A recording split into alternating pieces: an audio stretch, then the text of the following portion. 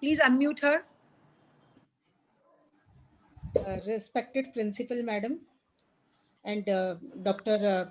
Pankaj Agrawal, Suruchi. Suruchi is somewhere that link. I think so. When someone is your student, has remained the student, that feeling never goes away. So I'm just calling you Suruchi. I cannot be that formal. I'm extremely sorry. A very warm welcome to all three of you. As well as I take this wonderful opportunity to extend a very warm welcome to all the participants on behalf of the Department of Statistics.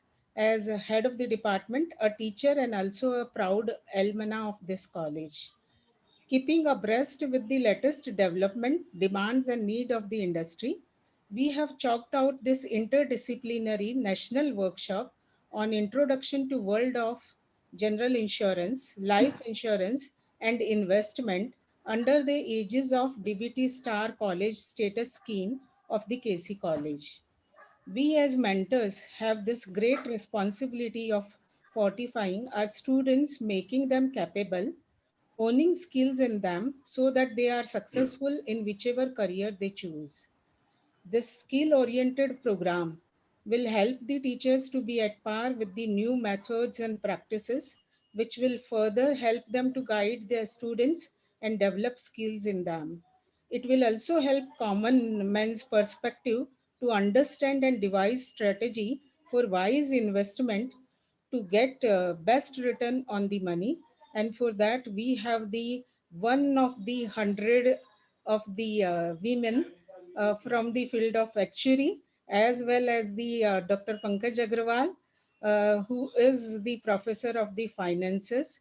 And I'm very sure their tips will be very useful for each one of us to make that strategies, whatever we earn, and after that, whatever is being left out as a saving, to invest wisely. With these few words, I call my fellow colleague, Shailaja Madam, to proceed ahead.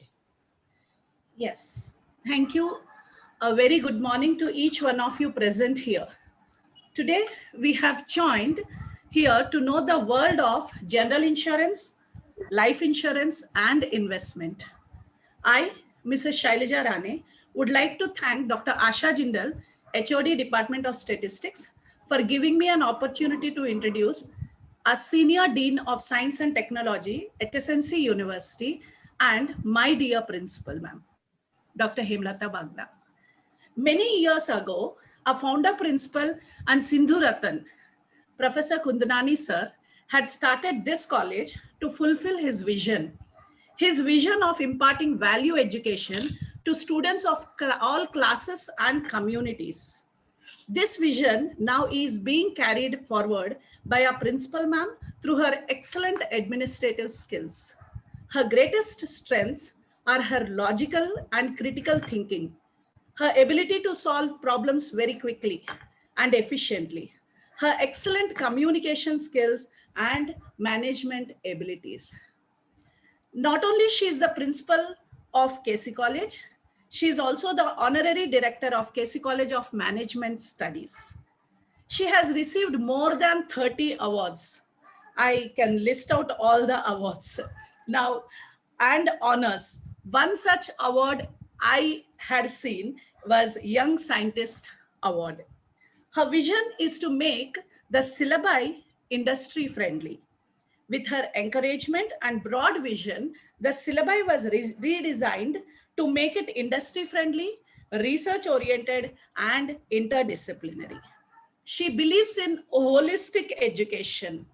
Under her guidance, every department of KC College organizes seminars, workshops for students to gain knowledge about various fields. Ma'am, I would like to request you to welcome my participants. Okay, thank you. Thank you, Dr. Jindal, heading Department of Statistics, and she's chairperson of BOS of Statistics as well as Data Science and Business Analytics. She plays multiple roles, and naturally these programs come so easy to her. Even Mrs. Shailaja Rane, thank you so much for those kind words. Introducing me to myself was good to hear. We have with us Dr. Mule, who is IQAC coordinator of KC College, and young and dynamic Pratiksha Kadam, Suraj, Anjali, Priyanka, each and every member of Department of Statistics. Above all, our guest for today, Mrs. Suruchi Bhargav. I wouldn't say Mrs. just Suruchi because today she is a speaker, so let me respect her and balance the whole thing. And as you all know, that she's senior actuarial consultant with IQAC,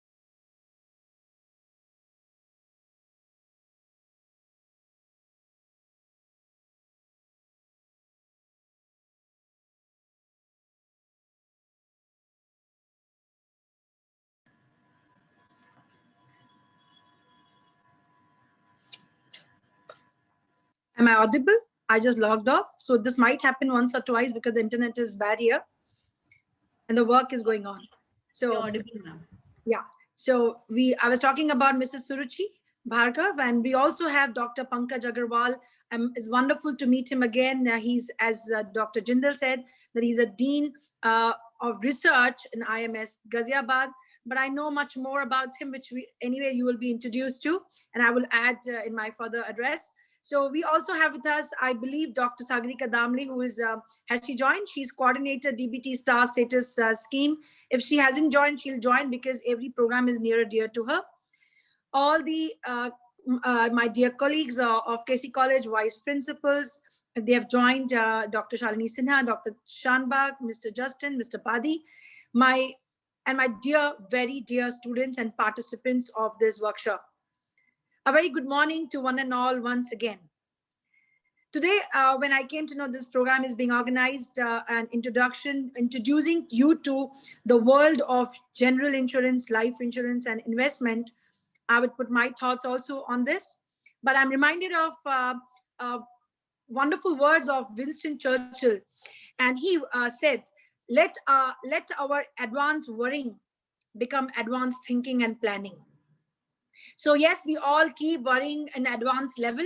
So it's very important that we are here today, that our advanced, so that we are able to think much more ahead and plan things for you, where we're going to discuss and learn more about different important aspects of our modern lives when you talk about insurance and investment.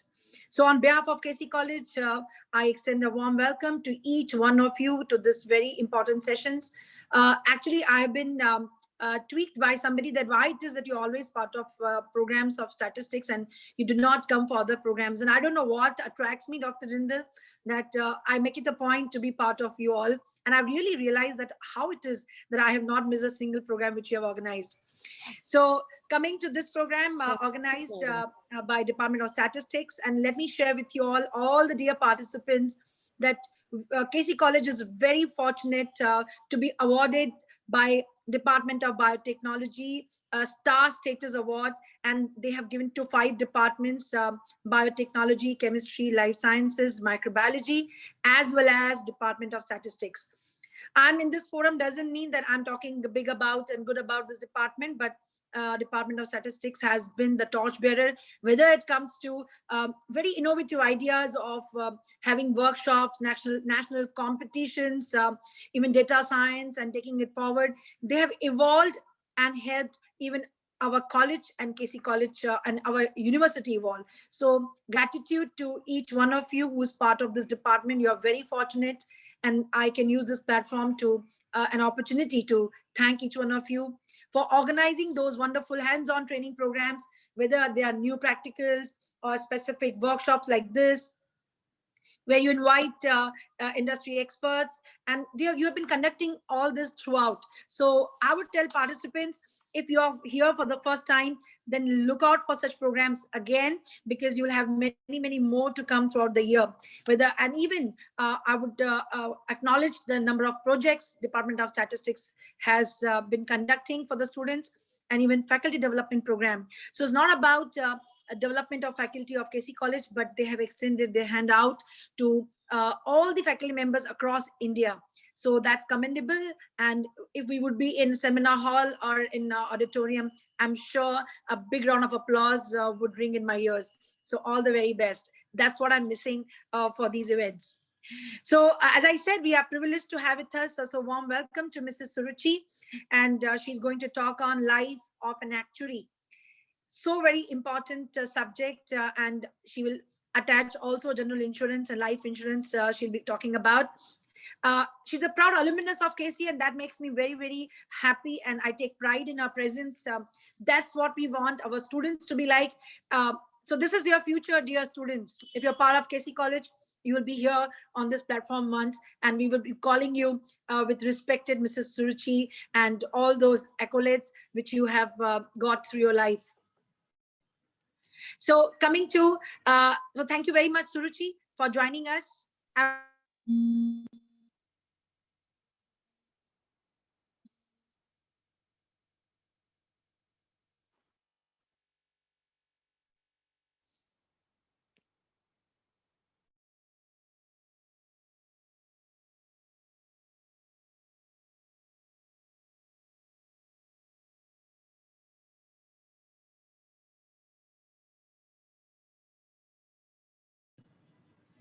Yeah, thank you. So we also have with us Dr. Pankaj, who's a professor of finance and dean research, as I said, IMS Ghaziabad.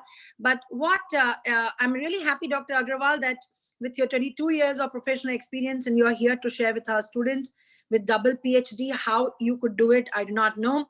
That too in finance and management. So right person to address our students. And what makes me more happy today is both of them joining. Normally it is goes without saying, one speaker comes on one day and the other speaker on the other day. He being here today, though he's speaking tomorrow, that's what is quite, I observed it. So I acknowledge your presence, Dr. Agrawal. Coming to all of you, my dear friends, when you're talking about life insurance or general insurance, I know they play a vital role in safeguarding our valuable assets. Dear students, we often come across when you talk about health insurance, or it is motor insurance or travel insurance or home insurance. But as I said, general insurances we should know, and life insurance above all, it's totally a different thing. And if you, in comparison to general insurance, though it differs in meaning, whether you talk about coverage and purpose or policy value and term of contact. So this is what basic things you will expect a chemist to know. So this is what minimum I would know about it. But I only know one thing, that it has become one of the most very important, very essential, basic necessity of modern human lives. And more so in this pandemic period, I was talking to a number of industries, and they said one particular area, one particular thrust industry or corporate world kept moving and without getting affected is the world of insurance. So you should be more interested in it, and statisticians can enter anywhere. And as I was talking to Dr. Jindal yesterday, that if you're a statistician, you're welcome everywhere, every field, whether it's medicine or pharmacy, or it is a bank or is insurance. So you are in the right field. So it's a potent social device, according to me, which reduces and eliminates risk of loss of life and property. Uh, by contributing a vital share to the general economic growth of the society, and it provides a stability to the functioning of the process. So I believe this industry is growing day by day.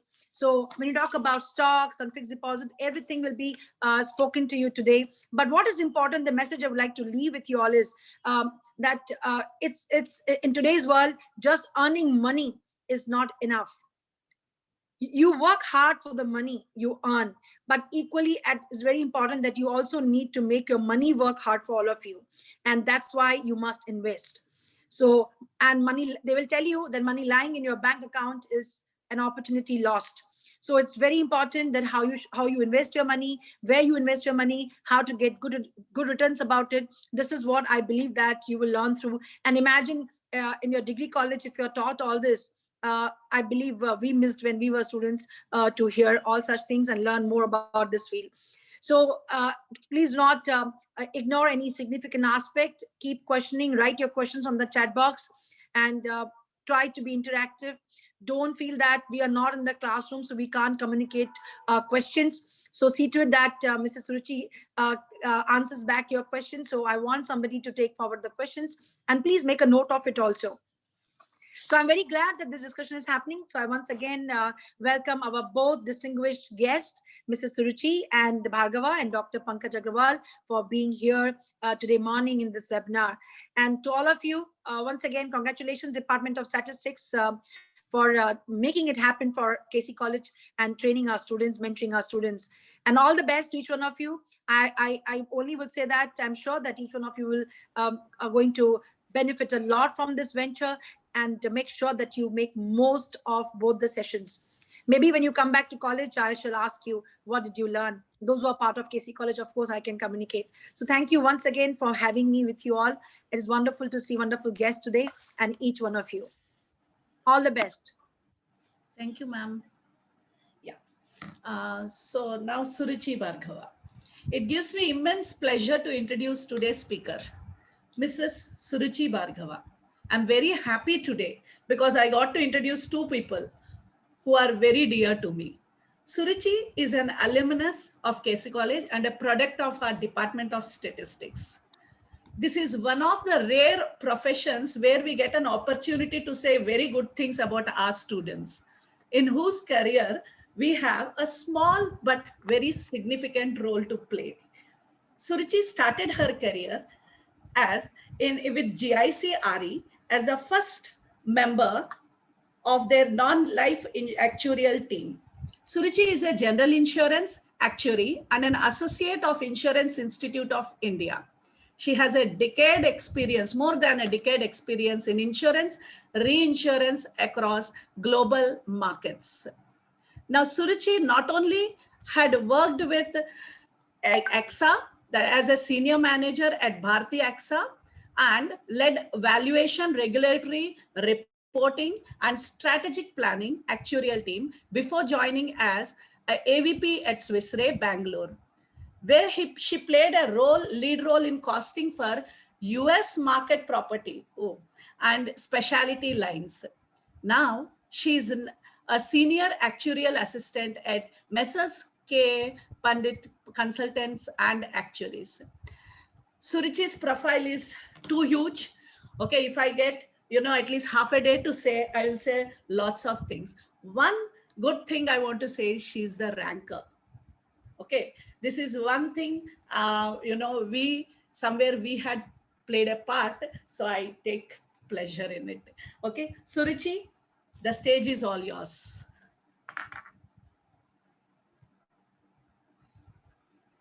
Thank you so much, ma'am. Thank you, Shailaja ma'am, and thank you, Himlata ma'am. And thank you, special thanks to Casey College for having me over as a speaker here today. Nish, if you could just play the slide, the deck I have shared. Yeah, thank you.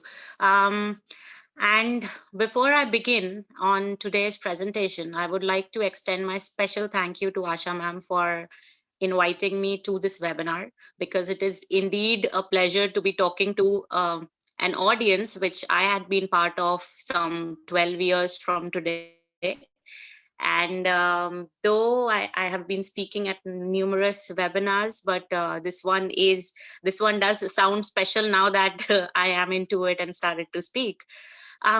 So how I've planned today's workshop is I'll begin by giving you all a flavor of what is the actuarial profession about, and then delve down a little deeper into specifics of general insurance and life insurance.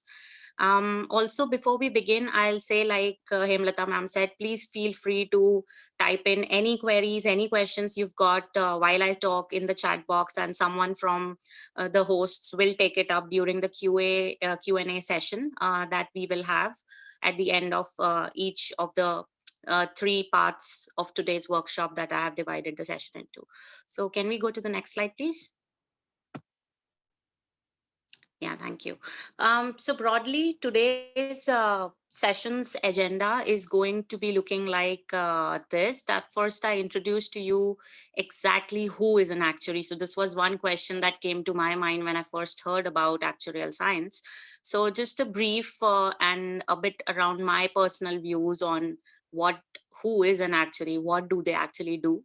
Then we go on and look at few statistics of the profession and of the insurance industry globally, especially in India and UK. Uh, then to become an actuary, what is the professional path, the qualification that one has to follow? So just a brief on that. And then more insights. I think the area where you all will be interested in is corporate world and what do you do, like you pass all your exams, you become an actuary, now what, how do you contribute to the corporate world? So that is what we are going to look at, corporate world and actuary. Since we have since we all have experienced an year which I think many generations would not have seen, and I hope do not see, the pandemic year. So a little bit about COVID-19 business dynamics is what I'm going to touch upon. And then general insurance and life insurance. And I got to know that few of you wanted me to suggest some research areas that as statistics students you could do a project in. So just very few thoughts I have got on areas that you could pick up. So that is what I'm going to share towards the end. Next slide, please. So who is an actuary? Like I said, this was the first thing I asked myself, and the person I got to know about actuarial science from when I was in doing my BSc. So actuaries are, I'll say, strategic thinkers, because actuaries are more and more increasingly involved in business planning, making strategies. They are basically individuals who possess a unique mix of economics, statistical, mathematical skills, along with analytical skills, good communication. That is basically a skill set which is unique in its way, because they're able to break down the complex financial world problems into simpler terms and simpler ways for its audience to understand. They are also, by virtue of the rigorous examination process and their professional journey, um, acquire certain skill set that actually enhances them to think ahead of time and anticipate or project, I will say, events. And hence they play a huge role in building strategies, in thinking through a lot of complex problems and suggesting solutions to them. Next is one traditional area where actuaries have always been involved in is benefits evaluation. So when I say benefits, what do you mean? These can be insurance business related benefits. So for example, I'm talking about a simple life insurance policy, for example. So what do I charge? What premium should a customer be paying me for, say, if that person has any event, unforeseen event, and we are going to pay them certain amount, say 5 lakhs, what is it that I should charge today? So this is called benefits evaluation. So this has been the traditional area where actuaries are always involved in, and they have been working on with benefits not just related to insurance but also annuities, pension rates, on the basis of a lot of empirical based tables. Some of you having similar subjects will say will would have seen life tables, commutation function tables. So all that forms part of benefits evaluation. And this is one area which is evolving and expanding also into the non-financial world and other financial world, whose details I'll be sharing in the following slides. Another area where I can say actuary plays a major role, as well as it defines who actuary is really, is about prediction of future events. So one key area of focus underlying all actuarial tasks involves determining and using probability distributions and determination of probabilities of future events. And this is one unique skill set that actuaries possess, obviously through their professional journey, the kind of exams they write, the kind of work they do, that they are in a much better position to analyze the past events and the external environment. So say politics, government policies, all of them, and then come upon and decide, like rather predict what are the possible future scenarios. Another area where actuaries are often, or rather can be defined as, is risk analysts, who actually identify and help you manage risks to, it can be for any organization, need not be insurance or finance. So for example, even say e-commerce would like to understand what are the risks that they are facing. What if they do not have enough sales, but they have the stocks? So all those kind of data analysis or business risk analysis is like a forte area where which actuaries can be related to. Now, given the rigorous stats, maths, economics learnings that the person undergoes through the whole qualification journey, financial modeling is one natural area where actuaries are involved and are deployed from time to time. One more area that defines an actuary, it's products designing. The complex world of finance, especially insurance and investment, requires immense knowledge and very deep understanding of many different concepts, which in turn are required to design products.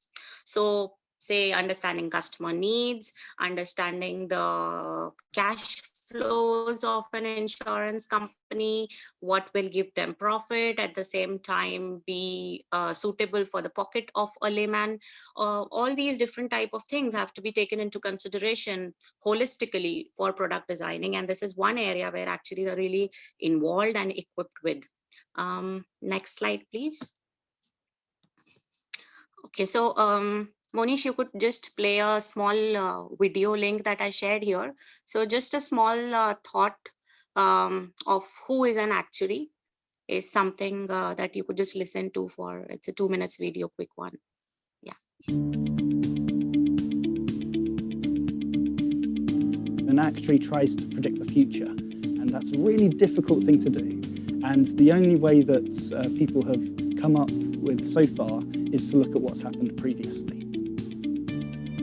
The kind of technical answer is we use statistics to kind of like help manage and measure risk.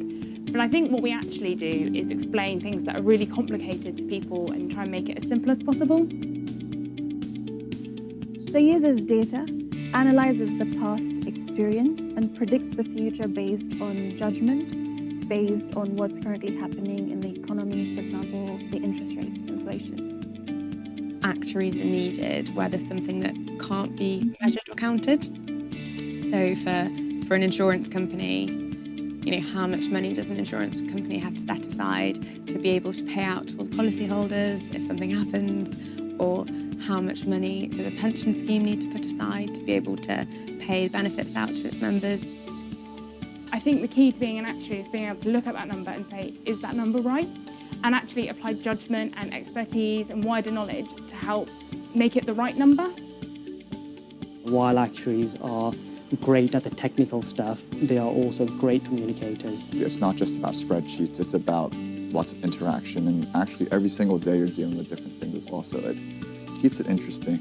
If you're just a guy just behind the computer just doing lots of number crunching, you're actually not adding too much value, because if people don't understand what you're saying, then you can do the most complex math, but no one would really care. Insurance fundamentally is about helping people to protect themselves, sharing out the risk. And an actuary's role is to make sure that that risk is correct.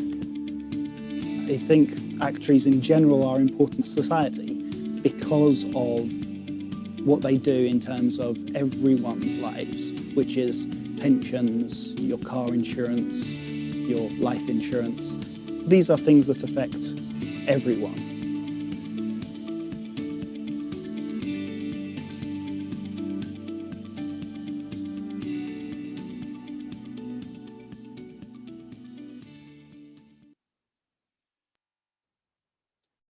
Okay, thank you. So overall, like you heard and like I mentioned in the previous slide, actuaries really play a major role on day-to-day basis in the financial world, and they can be thought of as people who both impact and safeguard the lives of individuals on daily basis. Um, Next slide, please. Yeah, okay.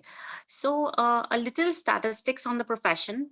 One is, so before I just touch down on this statistics, primarily in India, historically, there are two major institutes who have been conducting exams. Now, of course, there are more global institutes, but two institutes. One is the Indian Institute of Actuaries, and IAI, and the other one is Institute and Faculty of Actuaries, UK. Earlier, like say some 75 years back, it was just UK, and then slowly the IAI built up its own materials. The institute came in shape, and they also started conducting exams. As at 31st March 2020, in India, overall, it was just 464 fellows, including affiliates, that is, and there were 8,784 students. There, if you see the histogram, there has been a little drop in the total membership in the institute, primarily driven by a shift of students taking membership from other global institutes. And this is also driven by their dependency on work in different geographies. And hence they choose the subjects and the institute based on what their job or the role demands. IOFA, being a truly global institute, has about 31,897 members as per last reported figures, out of which 16,000 are students, 16,529, and others, 11,000 plus, are all qualified. But then the interesting fact is that they are spread across 116 countries. Also, it's interesting to note the size of the insurance industry that generates the maximum demand for the actuarial profession. And hence, the actuaries and this exam and the whole existence of this profession is the insurance companies are at a whopping 384 in UK, versus 58 in India. But again, this can't be looked at independently. There are a lot of other dynamics in play, like the maturity of the market, the years since they are open, the size of the economies that we are talking about. So this is statistics. I just wanted to show you the gap between demand and the people actually pursuing this course. So let's just look at what exactly is the professional journey like to be qualifying as an actuary. So we go to the next slide, and we see the professional qualifications. So what are the different type of memberships and hence the qualification patterns? They actually vary from global institute from one country to the other, but the Indian and the UK institutes follow the same pattern, and the different type of memberships are fellowship, which is basically attained after completing all the exams and a professionalism course. So professionalism course could be looked at like a dissertation in a PhD, not that complex and long, but yes, a kind of dissertation, a presentation that yes, given a topic, you are fit to talk about it to the general public and to as well as technical audience. So that is something that the course is about before you attain your final fellowship. There is a membership category affiliates, which are basically fellows of other mutually recognized institutes. There are associates who basically complete the first two stages of the overall exams, core principles and practices, which we'll just see in the next slide, and a professionalism course. And then the rest, the students who are on their path to becoming actuaries, whether associates, fellows, so all other active members of the institute. Next slide. So a brief overview of the various examination stages. There is stage one, which has basically 7 subjects. This is called the core principles stage. It has a lot of topics to do with basic statistics, risk modeling, actuarial mathematics, financial engineering, economics, business management. And then there is a stage 2, which is more a practical approach, I will say, and builds on stage 1, in the sense it has exams which focus on communication. Okay, now that you've learned so much in terms of technical statistics, technical economics, or the technical concepts, how do you communicate it to a layman, different type of audiences? How do you tailor, I will say, your communication? And that is one key focus area of stage 2, 3, one of the 3 subjects.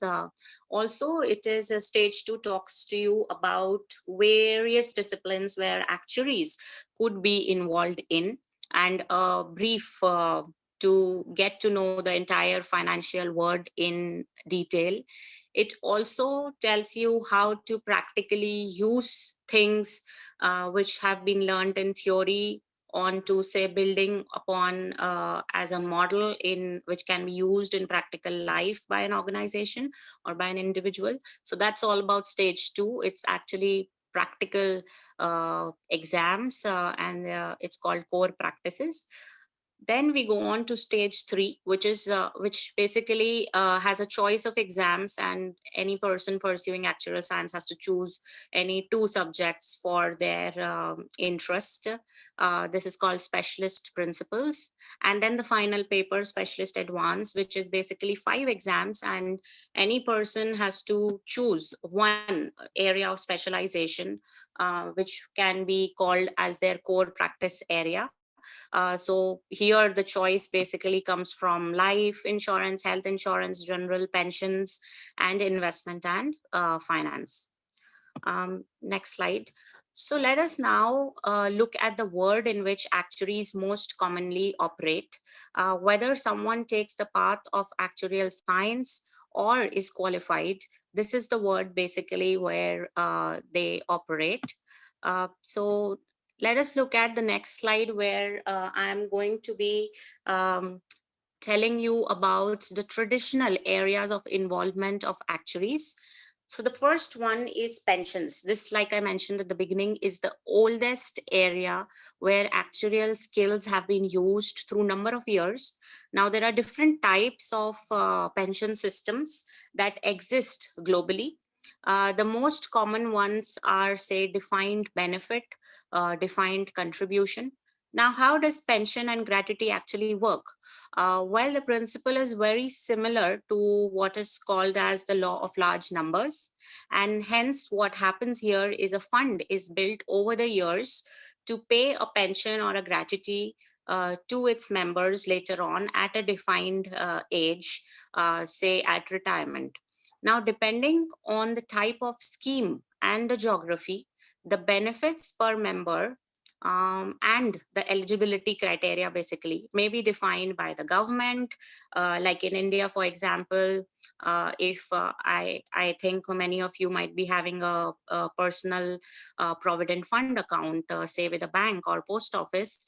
So in this case, the government defines how much contribution, minimum and maximum, you can give in any financial year, and what is the interest that you are going to earn on that, and when can you actually withdraw that fund for particular events in your life.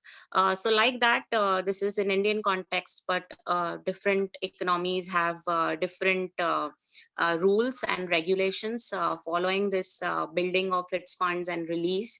Now, in order for this whole scheme, I will say, or the pension system to operate smoothly, a company has to maintain adequate provisions, that is reserves, basically money, to pay its employees a pension on time. Now, this adequate provision, what is it? Is it X? Is it Y? Is it Z? Does it have to be more, less, what? This is computed by an actuary. And this is not just for a pension company.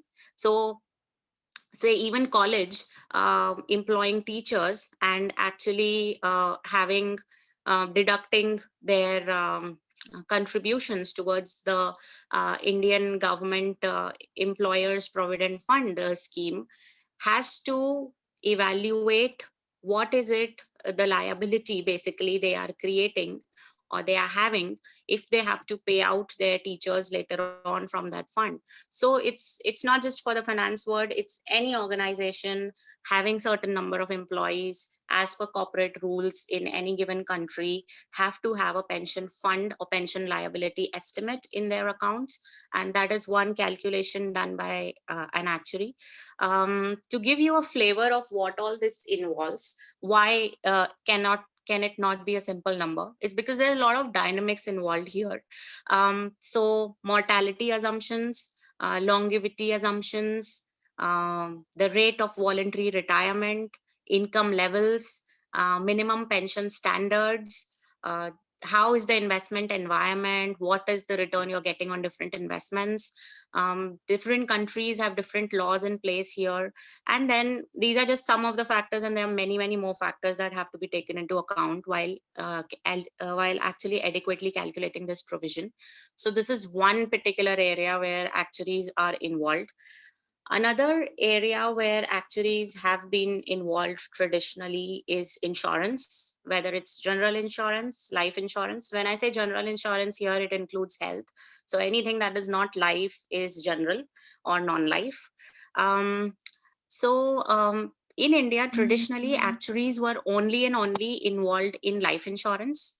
And hence the role was very clearly defined. Okay, any pricing, any fund calculations, any investment return evaluations, actuaries will do it and mature. But again, this is now changing with the dynamics in place and how economies globally change, and more involvement of actuaries is now also in other areas, which I'll talk about in detail when we go to life insurance. General insurance involvement, especially if I talk in the Indian context and some of the other Asian markets, has developed only over the last decade and is evolving at a very, very fast pace due to a regulatory demand. One, that is, the regulation says that you have to have an actuarial team, and this so and so return has to be signed by an actuary, evaluated by an actuary. And top management also appreciating the value of having an actuary or someone with actuarial science expertise on board, and appreciating how much value they can actually add to business given their holistic mind frame of different aspects of operations of an insurance company. Um, these both of these areas, life and general insurance, are basically to be discussed in the second half of today's webinar in more detail. One more area where actuaries are involved is in reinsurance. So many of you might know this, but just to give you a complete picture, is a brief on reinsurance. So just like individuals, we purchase insurance for our protection, insurance companies need to protect their capital as well, because capital ultimately for anybody is limited. It's not like an unlimited resource.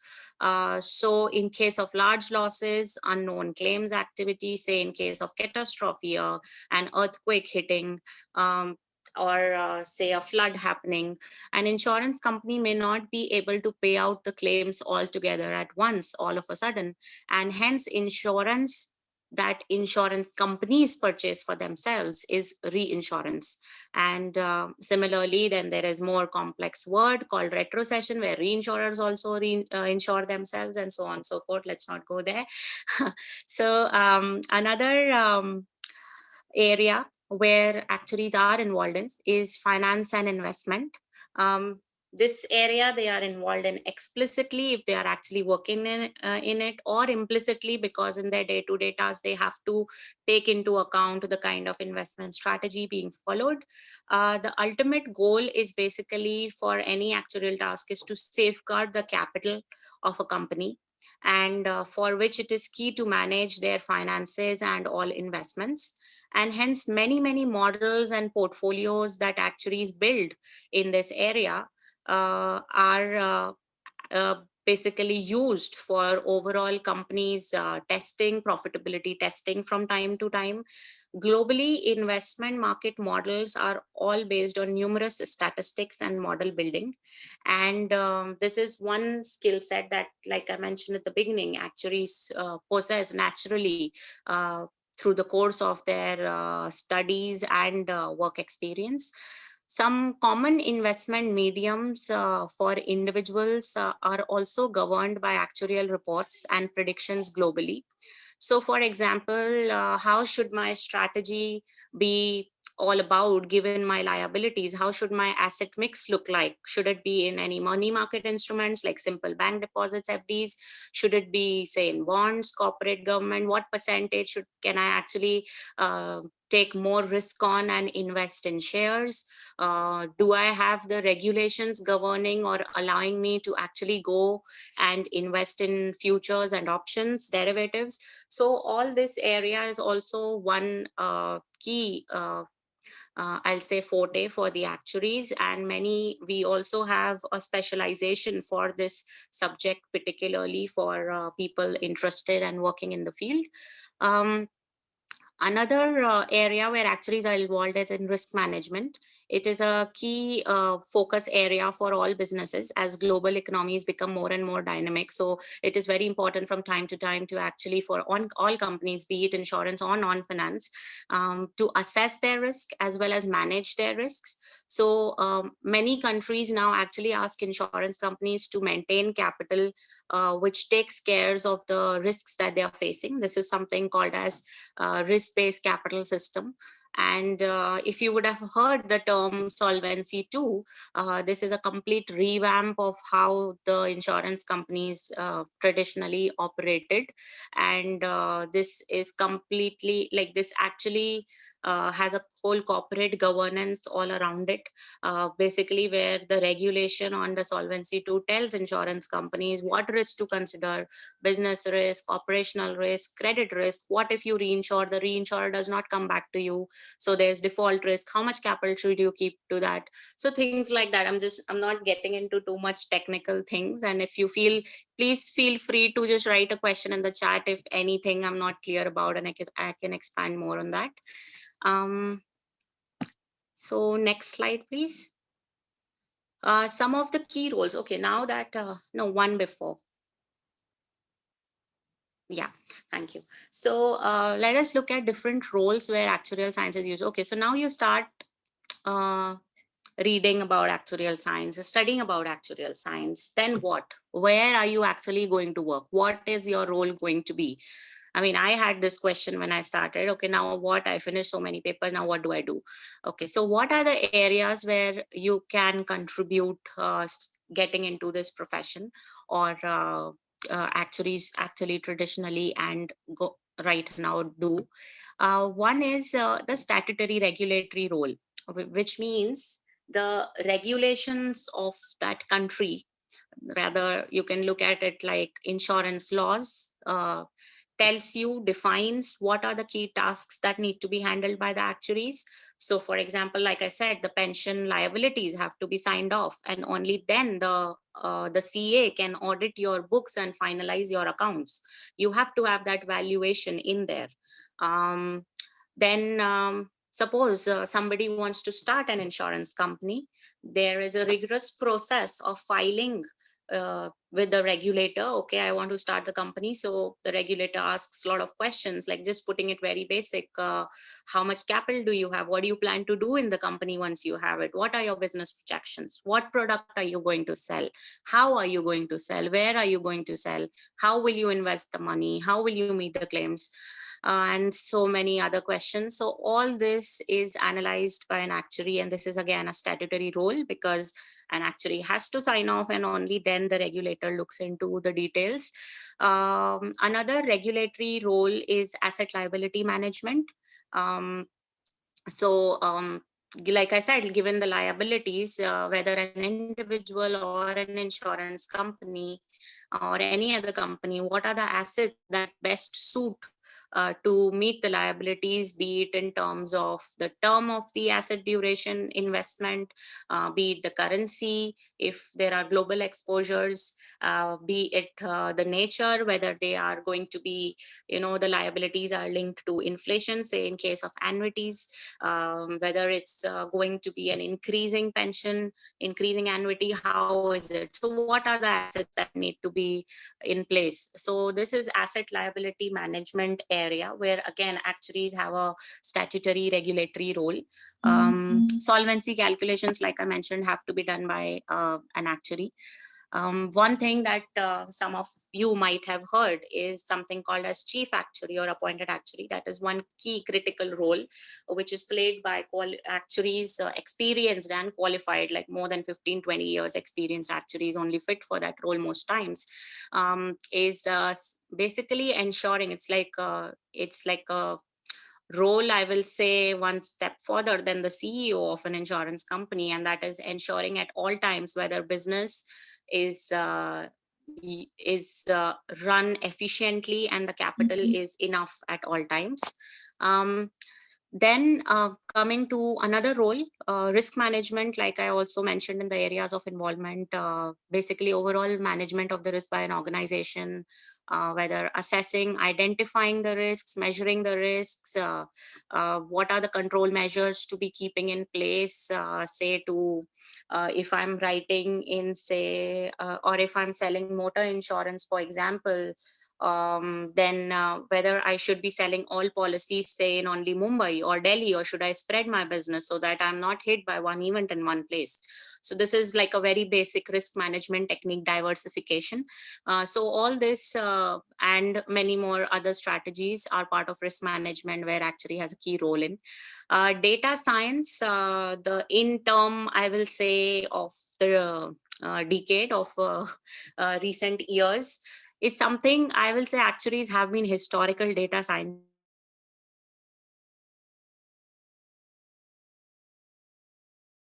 decades. Data available in the space and the past experience to predict future, to fine tune your future products, to fine tune your future business and day-to-day tasks.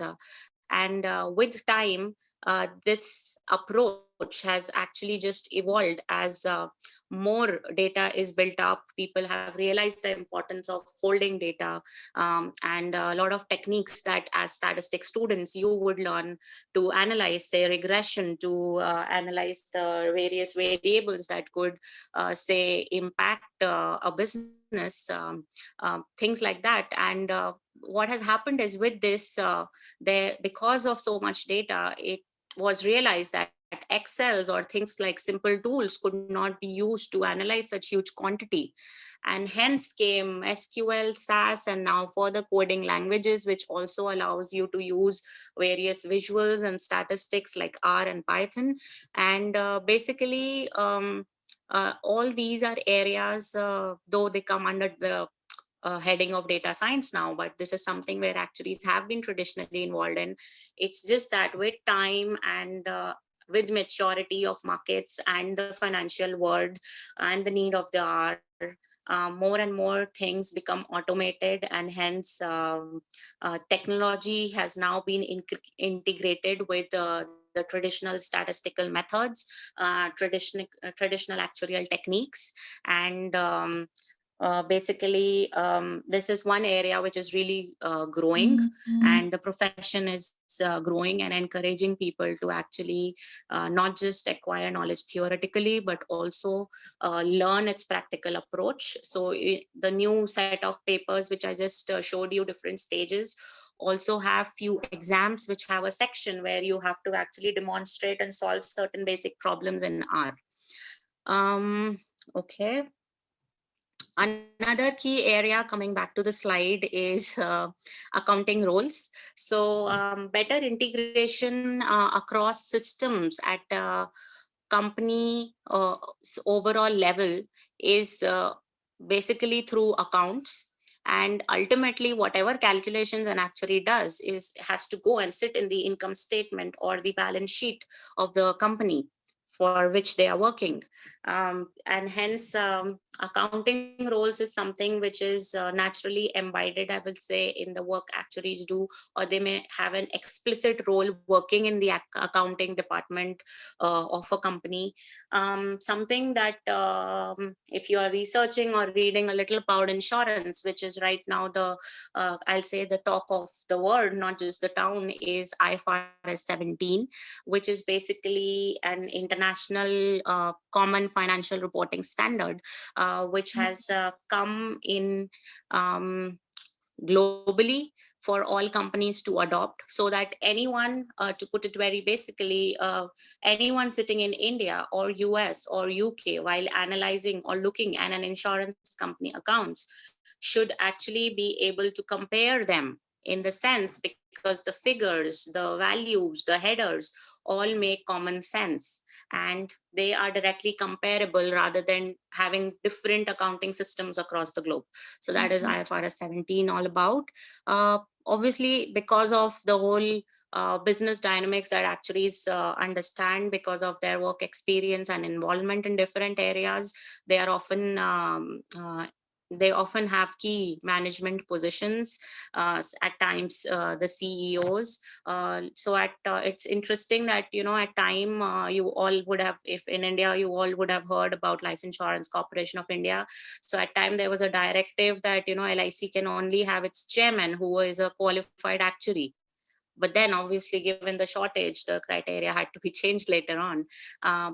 So key management positions role is something that all actuaries can play.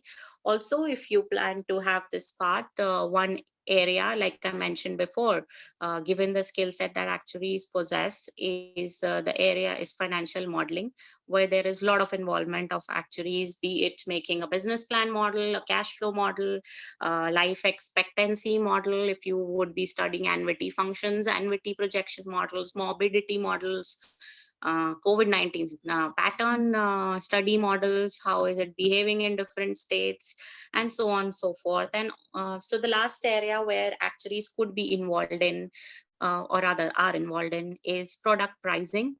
So pricing of complex insurance products is often done by actuaries, like I also mentioned at the beginning, product design. Um, okay, so now let us look at the next slide, which particularly talks about various areas where there were challenges and how actuaries actually came up with, and what was it all about in the COVID-19 world. So business dynamics, how did it change? So despite actuaries being involved traditionally in the area of insurance since so long, a pandemic like COVID actually disrupted the multiple traditional assumptions in, I'll say, actuarial models, and has led to several business changes. The first one being an evolvement of a lot of new products. So, for example, given the reduction in travel, now you also have, if I want to fly from Mumbai to Delhi, just covering my flight journey, I have a travel policy. Now, this actually breaks all of traditional methods of using the past experience of how travel has been, and what are the risks involved to predict the price for such a product. And hence, it was really challenging to actually go into look at external data, say airlines information, if any, available from the past, about it, to actually price and design such a product. Another new product that came during this time, and it did exist, but it just picked up, is retail cyber, with a lot of involvement of payments through the portals and online channels, and say Paytm, Amazon Pay, all the wallets. There has been obviously an increase in cyber attacks as well, and hence a lot of individuals started demanding a cyber protection for themselves. And this is where a retail cyber product came in, where again there was no experience, so a lot of information, say at least in the Indian context, I know, was used from the cyber security department and available with the government. Then there were different altogether a different set of health policies that I will touch upon, which just evolved during COVID, because this was one type of risk never priced for globally by actuaries or anybody in business in the health insurance policies. So whether they are covered, whether claims from that or their treatment cost should be covered or not, all these challenges came into play during the last 1 year. Another thing, as people started working more from home, the usage of their motor vehicles, two-wheelers or cars reduced. a product that picked up, that did exist in the past and really picked up recently, and in India also two insurers have started selling it, is pay as you drive. So basically, depending on the miles that you drive, you pay the premium. Now, this again was very challenging because so far all the models were basically analyzing a lot of other experience, a lot of past experience, say geography, say whether it's a petrol car, a diesel car, the age of the driver, who's driving it, that were very, that were easily, the data was available and used to price a motor product.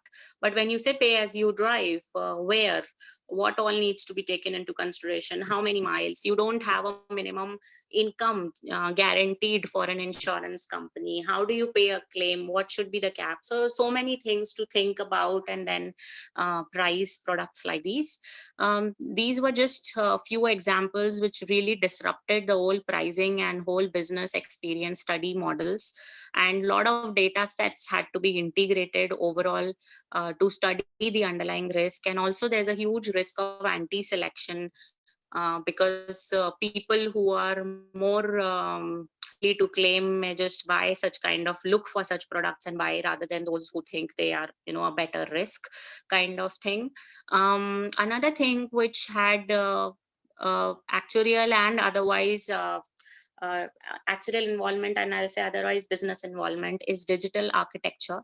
So the whole IT structure, infrastructure of a lot of companies had to change with the whole work from home model. You would have experienced yourselves in your studies how the model at college itself had to be changed to adopt to the new normal, and lectures had still to be deliberated, and it really picked up, like it was really a disruptor situation at the beginning, and then slowly it fell in place. And that's how the platforms like the one we are talking right now, Zoom and others, came into play. um, there was also, if I have to talk about from insurance companies point of view, now premium all of a sudden had to be collected compulsorily online. Claims have to be at a lot of places surveyed through videos and paid off. A lot of new type of expenses came in from the IT angle, to set up such platforms, to make sure servers are efficient, to ensure there are enough firewalls in place to safeguard all the company's information and data and things like that. Another business area where COVID-19 actually had an impact is cyber security. So a lot of cybersecurity setup, the level basically had to be revised because of increased threats to the data of insurers and increased number of cyber attacks, whether for retail or for businesses. And especially at a time when people are more susceptible to social engineering techniques, and there were a lot of apps, and the China apps that got banned started copying content to basically enhance their authenticity. And hence the level of cybersecurity and adequate safety to protect the data and information was the need of the hour, and especially insurers who hold so much personal information on individual public and a lot of confidential information. So this is one area that really need to be geared up, and it involved having more costs obviously, and at the same time a lot of research on how to go about it. Regulations also evolved over time, and sorry, before regulation, business continuity plan. Yeah. So a lot of business plans that companies had in place had to be reviewed, which because as an insurer, the industry is supposed to be helping other industries or individuals at an unforeseen event, or at an unforeseen circumstance or unforeseen times, and they basically cannot ignore risks which can actually challenge their own existence. And hence they had to plan for disturbances which can be frequent in future or not, and hence a whole business continuity plan had to be brought about in place or expanded upon for companies which already had some.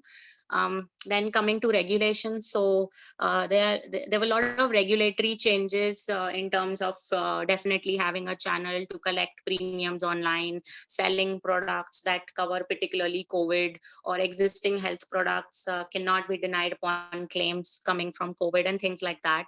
And then recently there is another, since there is more and more demand for insurance now as people understood its need, especially health insurance, there is a new regulation recently where IRDA says, okay, for the sake of public protecting or safeguarding public interest, let us color code the policies by level of risk. So green, orange, red, so that people while buying actually understand the level of riskiness of the product that they are purchasing. Okay, next slide. So I think here I give a pause, and I'm happy to take any questions in the chat, or otherwise feel free to ask. So kind of 15-20 minutes just for questions. And then we go into details on general insurance, life insurance. Hello Suruchi, there are so many questions people have asked. I'll read out. Okay. So very first question is, which has better role in finance and risk management profession? MBA, CFA, of FRM, actuarial science. So I will say all of them have different roles. I'll not say something has a better role or not. It completely depends on your areas of interest. So suppose if you are focusing on the area of risk management, I will suggest CRM. If you are focusing on an overall insurance domain, pure insurance domain kind of a role, I will say actuarial science. MBA again is more, how I look at it, it's a very personal opinion, is more like a management course, which over time has just been looked upon as, a kind of degree. If I have it, I get basically a rating more than somebody who's not an MBA. But it's not really like that. You need to, suppose you do actuarial science, or you do another professional course for that matter, where you already acquire that set of dealing with people, of managing a business. Why will you do an MBA? So it completely depends on what is the career path that you're planning to take, which is the area that interests you. Yeah, Yeah. that's about it. So Yeah. the next question is asked by Mr. Vicky Pawar. Which papers must a person complete while doing their undergraduation? Future of actuaries in future 2 decades. Okay. So to answer the first question, if you are graduating in anything related to economics, then there are papers like business finance, business economics, business management, which can easily be taken up during graduation itself. If you have statistics related paper in your undergrad, you can pick up actuarial statistics, which is almost the same as your college curriculum. Or actuarial mathematics is something I will say you can pick up at the same time. Profession in the next 2 decades. If you talk about just India, well, it's evolving. The pace at which it evolves is something yet to be seen. But yes, there will be more and more demand in, I will not say life or pension, because that is one area the roles are very clearly defined. But like I said, IFRS 17, the new accounting standard, is like a revamp of all actuarial models in insurance, whether life or general. So a big involvement of actuaries there. But yes, there has to be a development on the actuaries themselves, on the technology front. So you can't just be stuck with Excel anymore. You have to learn languages to keep up with technology, and to make sure you keep contributing. Yeah. So the next question is asked by Abhi Kher. Question is, there is an institute in UK which has a master's program in actual management, doing which can get an exemption in 3 core practices and 2 specialist principles exam.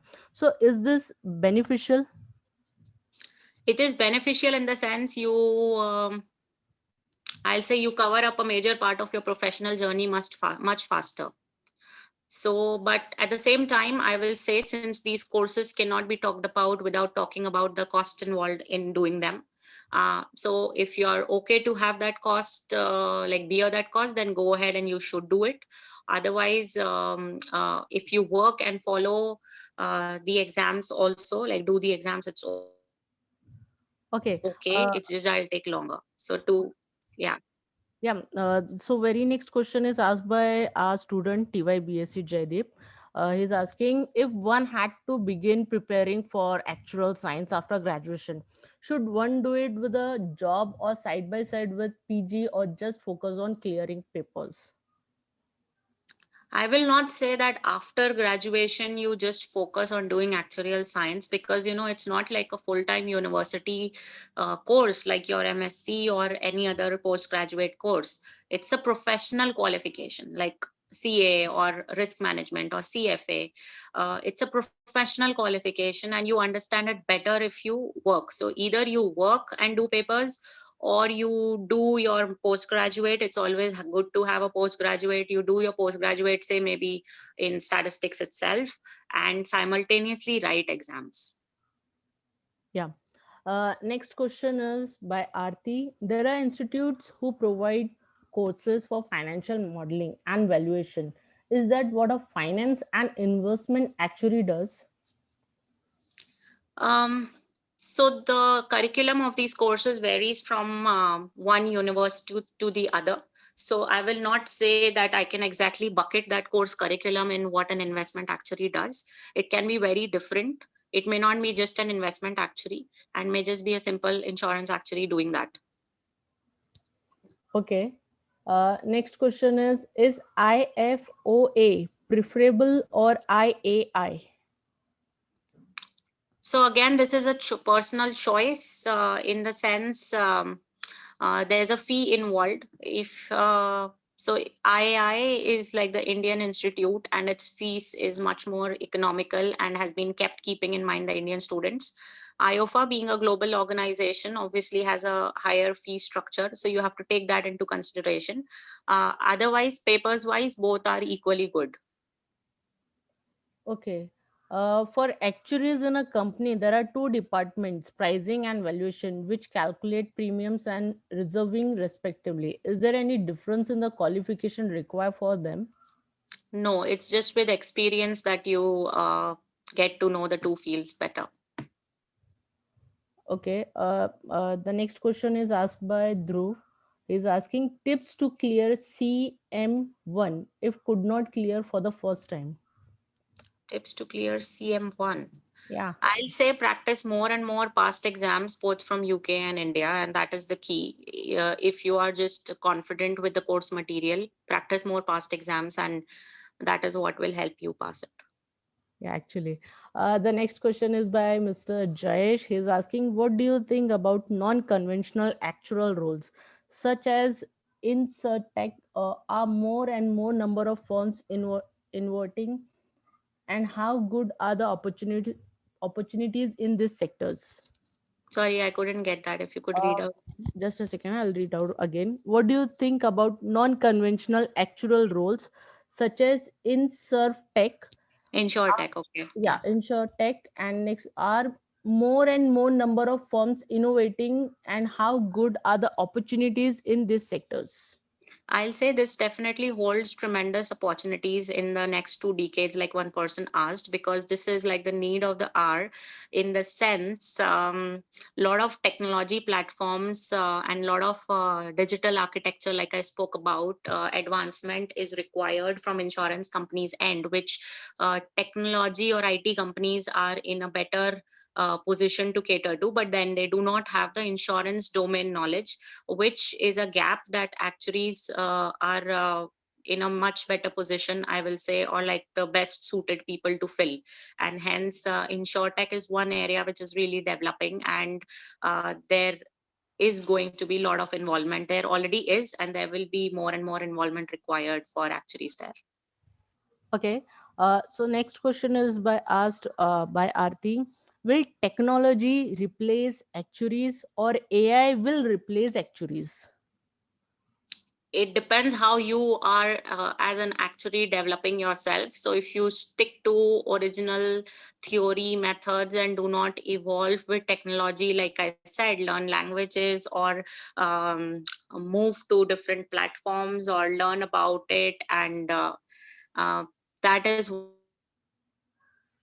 one area which will definitely, or rather can replace somebody who is not evolving with time, which is what we call as continuous professional development.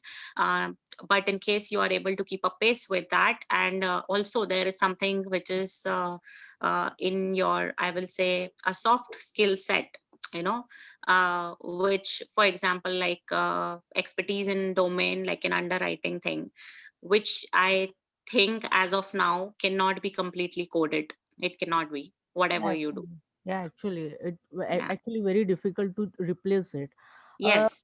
so the next question is asked by our MSc Part One student Rushali. She is asking, if I were to pursue actual science, what are the steps? Where would I get the course material? How do I apply to these courses? And how long does it take to finish all the papers on an average?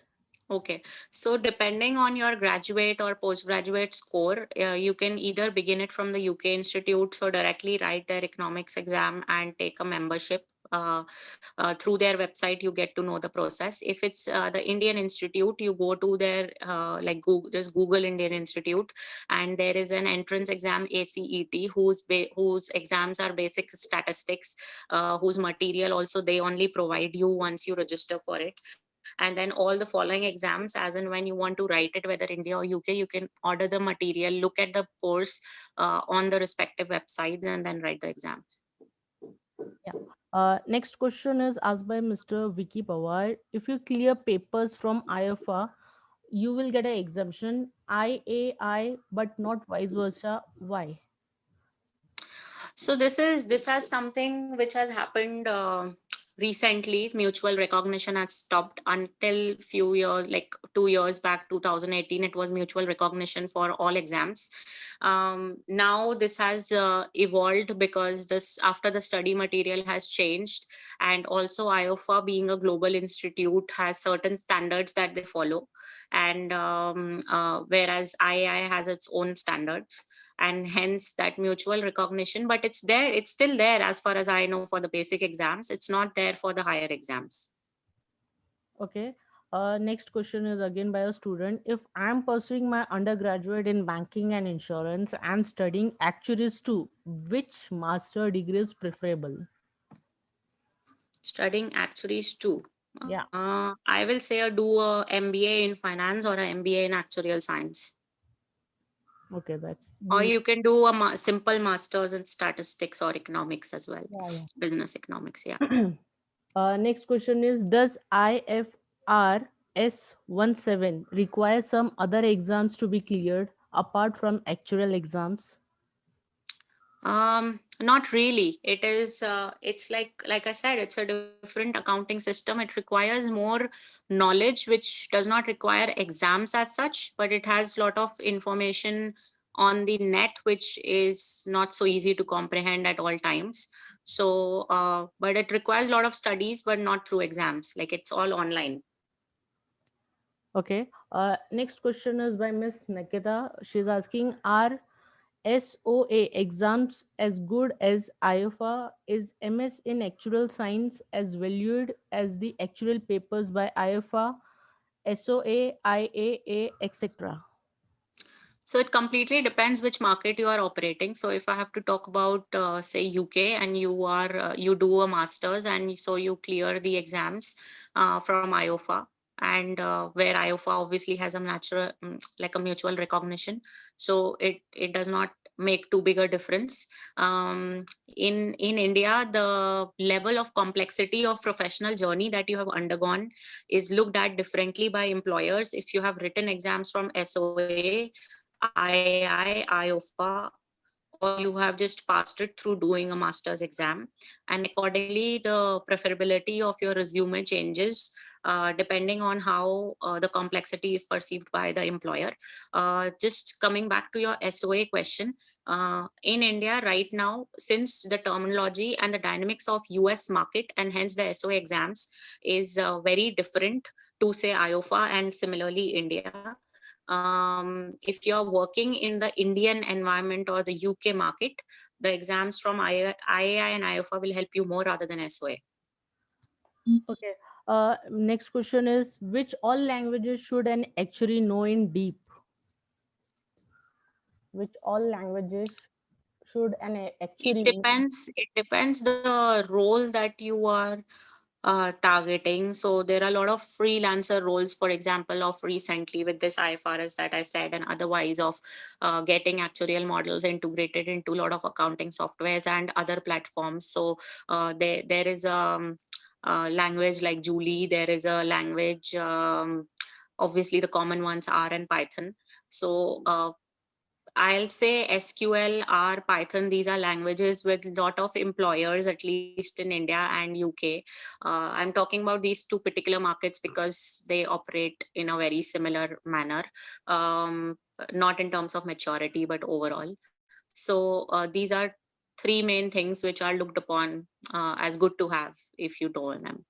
Sanskriti is asking, how many years does it take to complete all the 13 papers?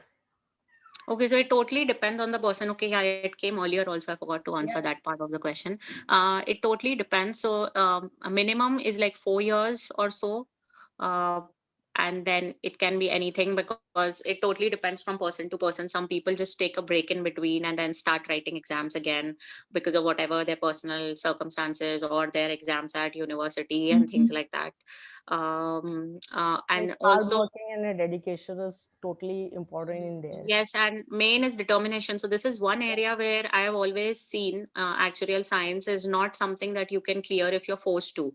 Just because somebody told you do it, you cannot. You have to be determined to do it because there are failures at times and you get stuck with it. But because you are determined to complete it, you will complete it. So you will definitely reach the finish point, but you have to be completely determined once you take that path. Yeah, actually. Next question is, for an entry level actuary intern, how many papers have to be clear around the globe?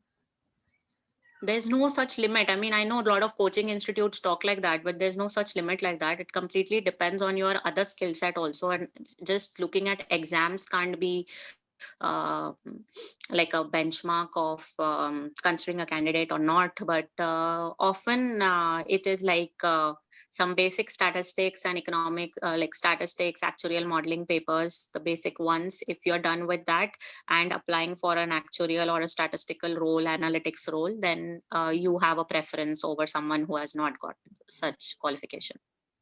Okay, next question is by Abhishek. Is it good if we prepare ours actuary paper from open university like IGNO? It's up to you because ultimately you will, however you prepare, whether studying at home through a university or however, at the end of the day, you have to pass it from the institute that holds more value. Okay, so now last question is by Aarti. She's asking, one of my friend who has completed 6 to 7 papers of core principles from IFR advised me to shift to IAI because of Brexit, Brexit something. Mhm. Yep. Brexit. Yeah, Brexit. Um, Thank you. I don't think that has to have an impact on the papers or the qualification because as far as the institute is concerned, it's the same. It depends upon where you are planning to do like work after the exams. Okay, one more. The last question came by a student. Ma'am, Java can also be preferred. Uh, it is something which you, if you know it, it's just easy for you to learn other languages, but it is not really used. Like it is something which has already been used to design tools that exist traditionally. Okay, Mr. Vicky is asking, what is the chronological order for clearing actual papers? So there's no chronological order for it as such. How the institute expects, like I mentioned in one of my slides, stage 1, 2, 3, 4. The stages are so designed that you go one by one, but the institute does not compel you to go stage by stage. But yes, it is always good to go stage by stage because the level of complexity accordingly increases. Okay, I'm taking the last question so that we can start with the next session also. What are the prerequisites to get the first actual job? Do past academics, standard 10, standard 12, graduation matter in getting the fresher job, or only clearing the first 2 or 3 papers enough to get a first job along with a good software knowledge?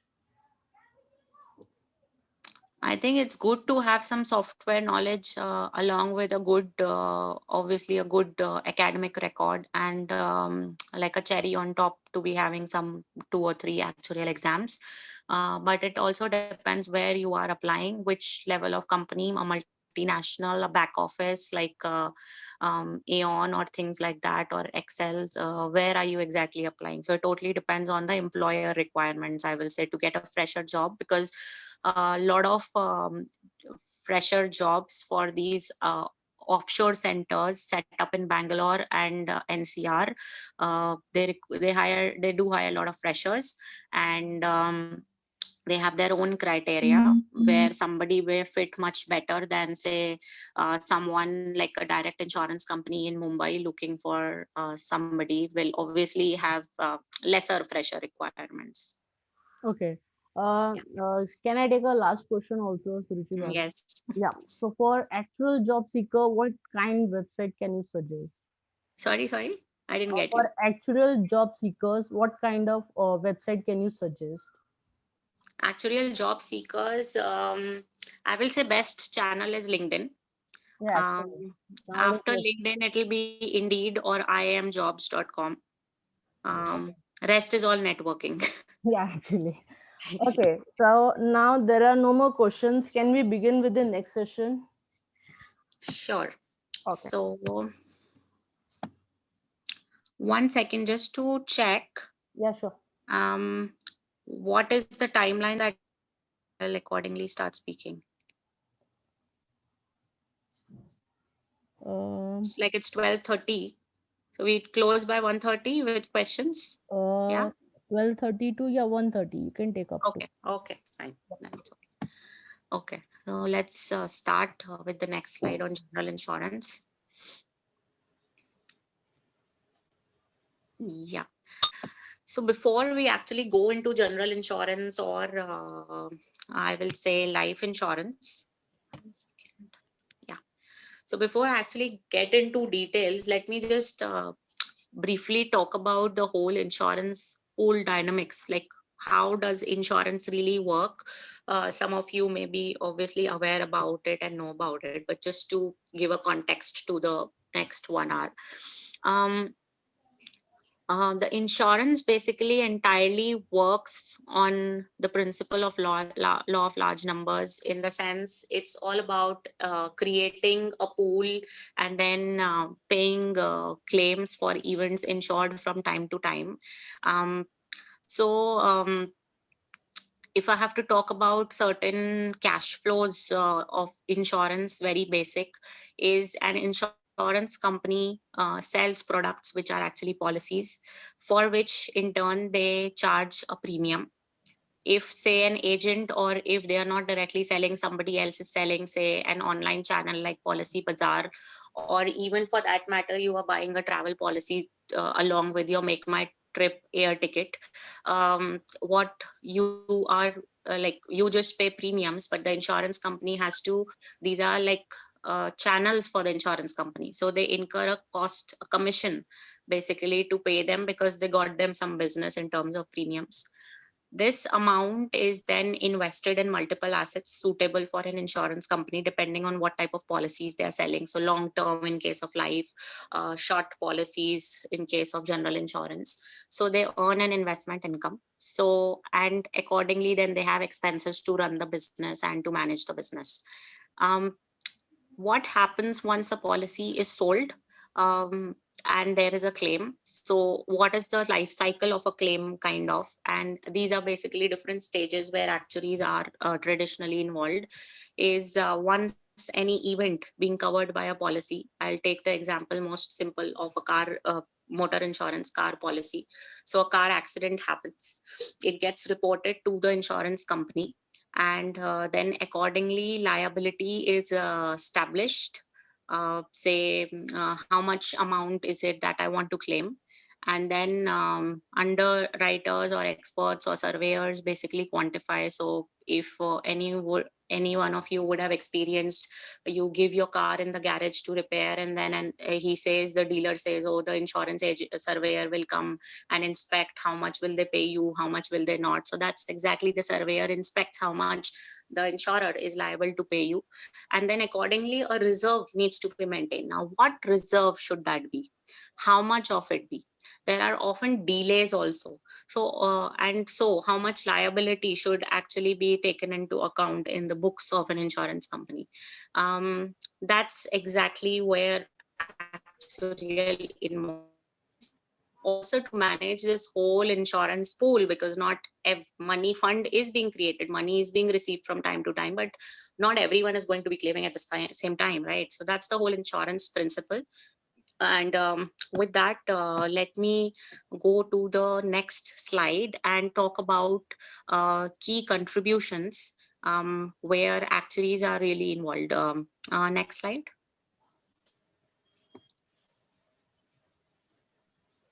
Yeah.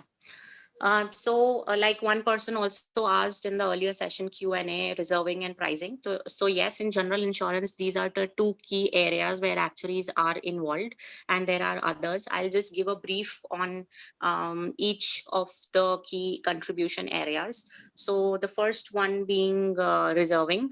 Um, um, what like so I just gave you a brief of how a claim happens, and then reserves have to be set. So similarly, if I have to look at, say, 1 million policies or 1 lakh policies an insurance company sells, what are the possible claims, or what are the claims that have happened? So often claims happen, some of the amount is paid, some is still outstanding to be paid.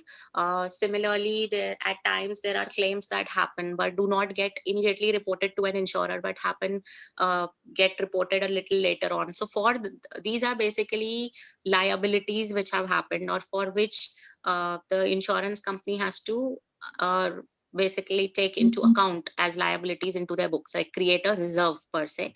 So that is the role of reserving of actuaries. This is both a statutory role as well as a overall um, I'll say business management kind of a role, because reserving has a lot of implications on overall outgo that is expected for a company, and hence what do their profits actually look like. So how much money is going to be taken out of the fund in future, things like that. So that's reserving. Another key contribution area in when we talk about general insurance by actuaries is pricing.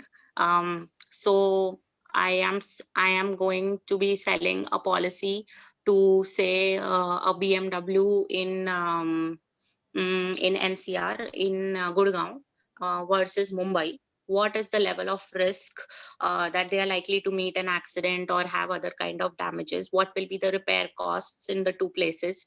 And hence, what is the premium that I should actually be charging them? So that kind of overall product design analysis. This was just about motor. I'm taking motor example because this is most common product in general insurance purchased by companies. Also to touch upon health insurance. So I am going to buy a 5 lakh cover. What is the premium that I should be charging the customer? So that is again what comes under the heading of pricing contribution by an actuary. Another area is underwriting. So this was traditionally an area where actuaries were not involved, but now they are, as they understand more and more business and have gained experience. And that is to basically more on the quality side, that is to understand the qualitative nature of the risk, and hence to assess how much risk is that we are taking by selling a single policy. Say we are covering up an oil refinery. So what is an oil refinery risk like? Is it same as a huge multi-story building? And even if it's an oil refinery, where is it? So those kind of soft things are taken into account in underwriting and hence pricing. Capital modeling, like I said one earlier, that overall determination of how much capital at each point in time does the insurance company need to be able to pay off claims as and when they arise, and also to have enough sufficient funds in place, is something that comes through capital modeling. That is, they are in basically, in technical terms, it's called they are solvent at all times. So ensuring that is done through capital modeling. Then there is one area of expertise, or I will say one area of work involvement of actuaries, catastrophe modeling. So catastrophe modeling is basically, say, earthquakes being modeled through rigorous event module, and a lot of other modules are generated, and a lot of simulations are done, and this involves a lot of seismic studies, information being taken into account to really create a very dynamic model. So there are companies like AIR Worldwide, RMS, that exist globally, which actually focus on just creating catastrophe models for different type of perils. Well, I say perils, it's earthquake, flood, cyclones, and things like that, for different countries in the world. And one particular area is to analyze overall portfolio and susceptibility of an insurance company's portfolio to different risks depending on where they are selling policies, through catastrophe modeling. um, Another area is enterprise risk management. So to have an overall ERM, enterprise risk management framework in place, which has both qualitative and quantitative amounts, that okay, this much risk is what given the capital and insurance company is willing to take. How do you measure it? How do you identify a risk? Is a loss ratio of 100 a risk to you, or a 60 itself a risk to you given your other expenses? So things like that. This is very basic, but there are a lot of other risks like credit, business, market risks, very, very different risks depending on different types of businesses that need to be taken into account while developing the whole enterprise risk management system. And this is one place actuaries are involved in. And like I said, strategic thinkers. So business planning, given all the above, comes very naturally. Overall strategic plan, what channels should we leverage in future, which channel is doing well. When I say channel, it means, do I sell more business through an online portal website? Do I sell more business through an individual agent jo ghar ghar jaake who sells a policy? Do I sell more business through a broker? How do I sell my business? What is more profitable to me in, say, next 10 years, in, say, next 5 years? What are the new products that I need to develop given customer needs? So all that comes into the area of business planning, where actuaries are involved in. Now coming to the next slide, where I'm going to just give you a brief on the key. There are many, many general insurance products, but I'm just going to talk about today on these ones. So different general insurance products meet different consumer needs. Now, why do you exactly want to insure? So insurance is one very, very niche area, and the insurance penetration in India is really low, like one of the lowest in the world. Not because people are not able to afford it, but they just don't see value in it. Everything like the typical mindset, which has come through a lot of research papers of majority of population in India and some major other economies in Asia, is they perceive insurance as also like an investment, that okay, I purchase it, so I should claim back.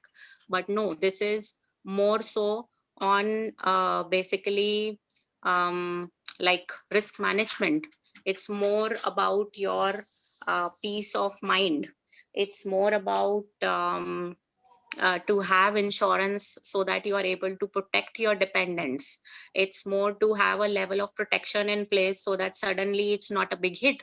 So for example, suddenly somebody is diagnosed with a critical illness, or has to undergo a senior citizen, for example, has to undergo in your family a medical treatment. The costs are huge because there is no governance around, how much a hospital can charge somebody, at least in the Indian context. In other countries like France or other European countries, there is such cap, but in such event, what happens? All your savings go away.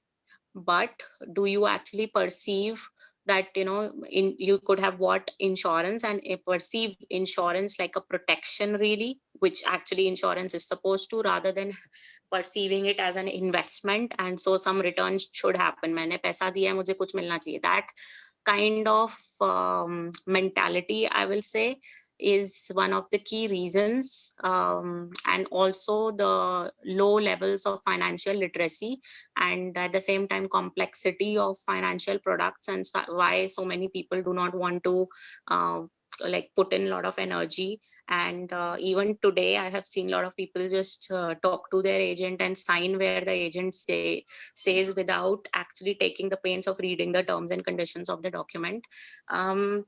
So it's the whole consumer needs, I will say. Hello?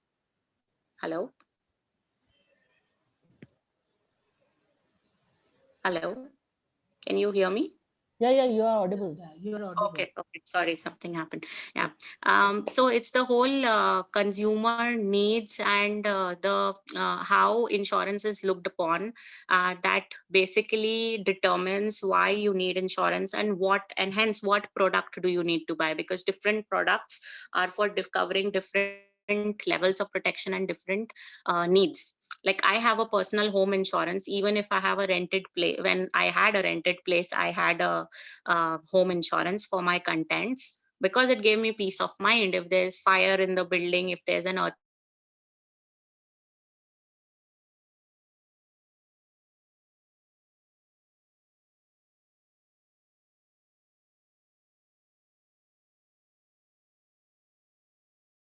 flood, if you don't have a own house, why will you insure it? But actually it's not, because you are definitely going to get something out of it, but it's more of peace of mind. It's more of protecting your own wealth in an unforeseen circumstance, rather than just keeping all the money in bank, or investing it to get more and more return, and actually just eroding all of it in a sudden shock. So that's why insurance is important. Things that you need to see before I touch on each product. While purchasing insurance is sum insured. So basically sum insured, that is level of insurance that you want to buy. So that is completely on your dependent on your needs. So just like a company, if you think of yourself as an individual, how much risk am I able to take? How much capital do I have, like money I have set aside to take care of my health needs, or to take care in case my car is damaged, and then I need insurance help. So what is the sum insured that I'm looking at some places you have a choice to choose this sum insured, and at some places it is just a feature of the product, so you have to go ahead and buy with that. Also, products are of two types. One is called indemnity. What this means is it will give you the money which is within a limit equal to the loss that you have suffered. So an accident, whatever damage has happened, repair costs of that. And then there is fixed benefit. So for example, a personal accident happens and the policy is for 5 lakhs. So if a personal accident happens and it's listed in the policy wordings, you will get that 5 lakhs. So that is how it works. The two different ways benefits are paid out. So now touching upon on products. First one being motor insurance. So this is most common product, and in fact there are two parts to it. One is for the damage to your vehicle, and one is called third party liability. This third party liability, if you have a motor policy or if your parents have one, please go and read it. Third party liability is something which is compulsory in India, and it's compulsory in most parts of the globe. What it covers is, in case your car hits somebody else's vehicle or somebody else and that person claims, so instead of you bearing that cost, your insurer is able to will pay out on that. And this so if basically you are riding a vehicle on the road which is a public place, you can hit somebody from the public, and to protect that public you are buying an insurance. That's third party, and it's mandatory to have if you are driving your car. um, Next is like within this own damage. So then there are multiple things and multiple covers to look at for two-wheeler and for cars and motor insurance. I'm just touching upon on car two-wheelers because we can relate to it in our individual lives. Otherwise, they do exist for lorries, trucks, passenger carrying vehicles, buses, everything. So again, this is something that you can basically compare the premiums in different aggregators like Policy Bazaar, the oldest one in India, and you can go to individual companies' websites and check their rates and then decide what you need to take into consideration while buying the policy is something like if it's car insurance, sorry, if there's something like car insurance, then you have to take into consideration whether it's with the depreciation. So it's called zero depreciation cover, things like that.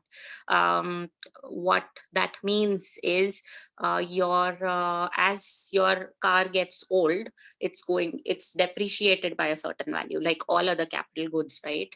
So when you have a zero depreciation cover while paying off your claim, the insurance company is not going to apply that depreciation on the full amount. But this is something optional, and there is a slightly higher premium, like just in like below thousands in most general vehicles that you have to pay to get that cover, to have a holistic picture. And then there are a lot of things called as add-ons when you actually go. So I'll urge you all to actually go and try to buy a policy. Do not go till the payment page, but buy a policy, so that itself gives you a lot of flavor of what are the different things that need to be kept in mind while buying insurance. Um, Next is cyber insurance. So cyber insurance is something like I spoke about at the beginning, is basically to protect you from various threats because of online operations. Cyber security is critical for organizations, businesses, corporates, as well as individuals like us.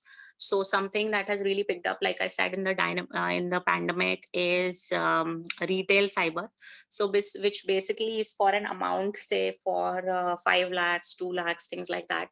When you purchase it, you are actually going to be paid back in case an unforeseen cyber attack happens.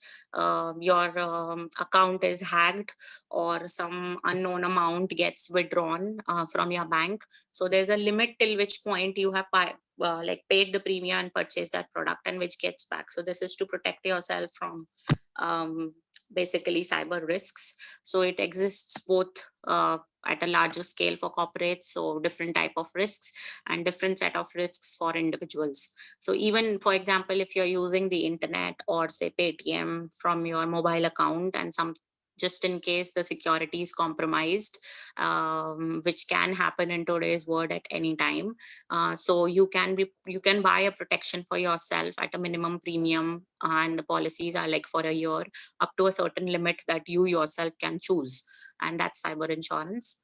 Coming to something most talked about because of COVID and otherwise is health insurance, and which actually is a major sudden outgo to your savings, to your investments in any unforeseen circumstance.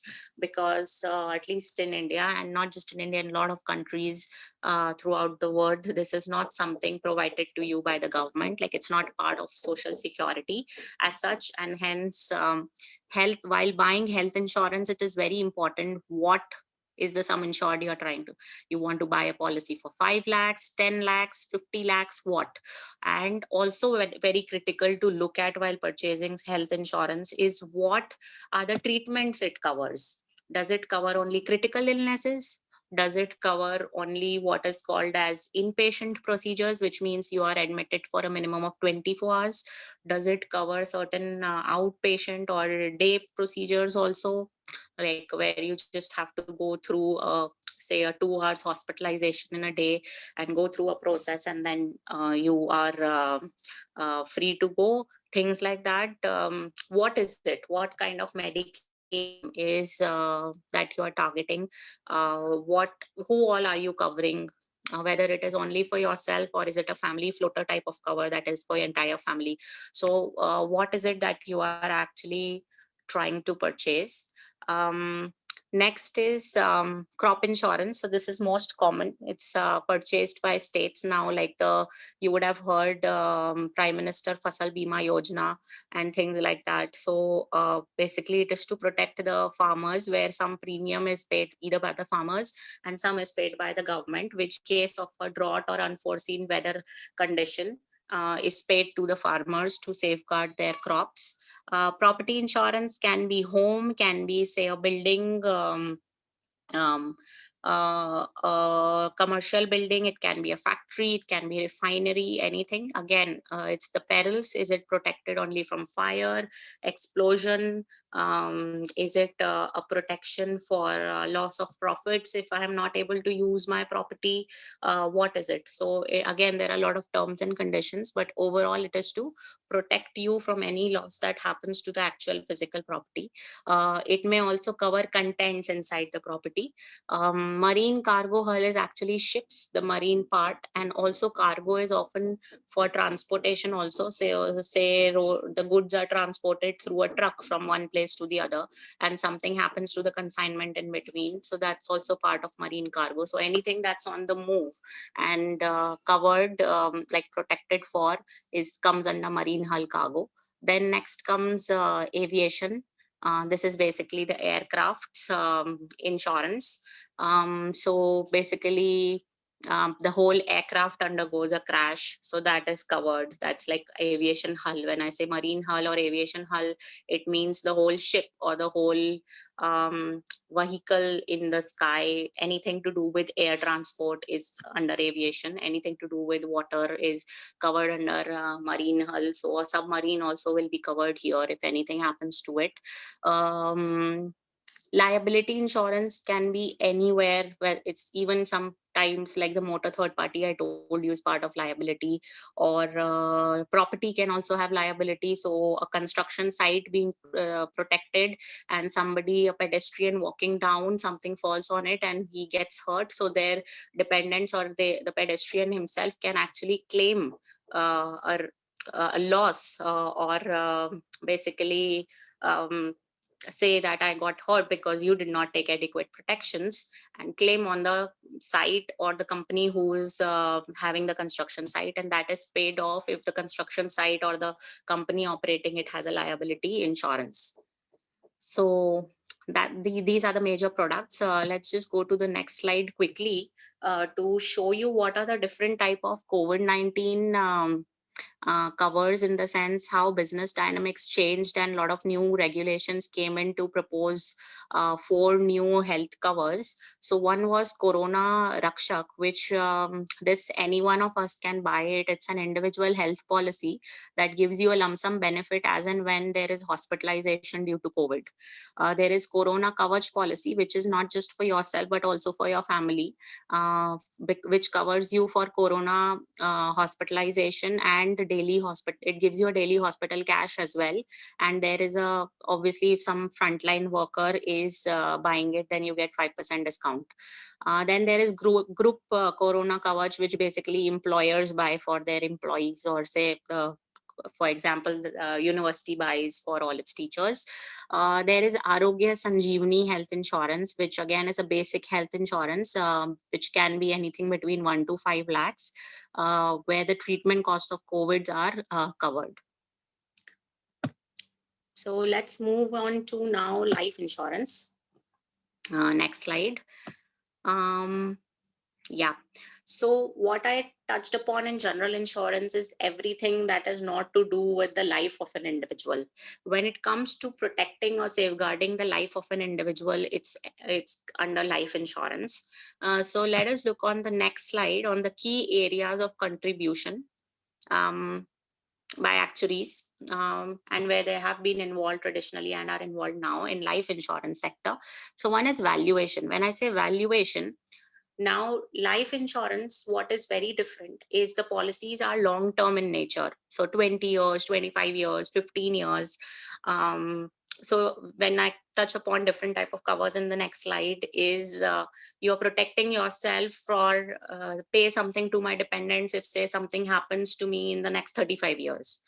Now for that, the insurance company has to make certain provisions because the premiums are charged every year or every half year, or maybe just once. It's called single premium upfront, but you may have to pay after say 20 years. So it has to be adequately reserved for, invested for, and things like that. Now that comes under valuation. Similarly, just like I touched upon on GI, pricing. So it has to be priced upon for, in the sense, what is it that what is the risk that we are covering? Is it just say death? Is it if somebody is still living, so that's still um, so that's called maturity payment, if that is still going to be paid out? Or is it say there is certain share of profits also that is going to be linked to this? So what is it that I have to charge today to pay out that benefit tomorrow or anytime in the future? So that is pricing. Capital modeling, again, similarly projecting the overall solvency, the capital position, the overall business plan, and hence the capital position in different scenarios of an insurance company from time to time, depending on what type of business they write and what liabilities they take on, the risks they take on their books. Asset liability management, ALM, is one very critical area where actuaries are involved in because of the long term nature of the policies in life insurance. There is more and more importance of assets being appropriately chosen to meet liabilities in the future. So be it bonds of certain duration, be it how much percentage of the portfolio should I put in equity to have an adequate return. So there is something that we'll just see in the next slide, like a unit linked product. So how much profit are we actually targeting to be, not profit, but how much return are we actually targeting to give the policy holder? So it's like a mix of insurance and investment product. So it gives you certain returns. So what assets should be chosen for that? So that comes under asset liability management.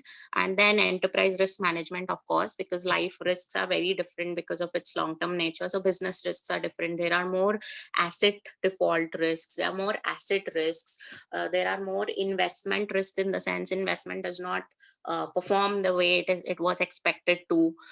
So that's under ERM. So given the time in mind and then taking questions later, let me move to the next slide to quickly explain to you the different life insurance products. So again, while choosing a life insurance policy, it is very important to first sit back and think, what is it that I'm trying to protect? Who is it that I'm trying to protect? Is it, and what is it I want to achieve by buying it? Is it just pure protection for dependents, or say for my family, if I have to, if there is an unforeseen event and there is something that needs to be paid to my dependents to help them for their future living? Or what is it, like what is the personal goal? Is it say pension? Is it that I, after certain age, I want a certain amount to come to me and I contribute right now while I'm earning, so say an annuity, things like that. I want to cover just critical illnesses, and so I buy a policy for that. So what is it that you're trying to cover? What is your personal goal in buying a life insurance? And that helps you choose the type of insurance. So most common products in life insurance, the first one being term insurance, which is purely a life insurance product. In this case, basically, in case a person has an unforeseen circumstance of a death within a time, say till the age of 75, till 80, whatever age they have defined while buying the policy, then a benefits gets paid to their dependents in that circumstance, to the extent of the sum insured that they have chosen, otherwise nothing. So this is actually a pure insurance, I will say a protection plan, taking care of only the real essence of insurance. Then there is endowment. Endowment is basically a mixture of term, in the sense it pays to you if something happens, as well as if there is no unforeseen circumstance that takes place, but but the term of the policy has ended, say it is only for 15 years, then you get a maturity amount, um, which can be a sum insured, which is defined. Then there is whole life, which again is for a certain term. sorry, it's not for a certain term. So it is basically as and when the event which is insured happens, you will get a certain sum insured. Critical illness is basically a contract where a cash amount or sum insured is given whenever there is a diagnosis of a critical illness, which is defined in the policy wordings.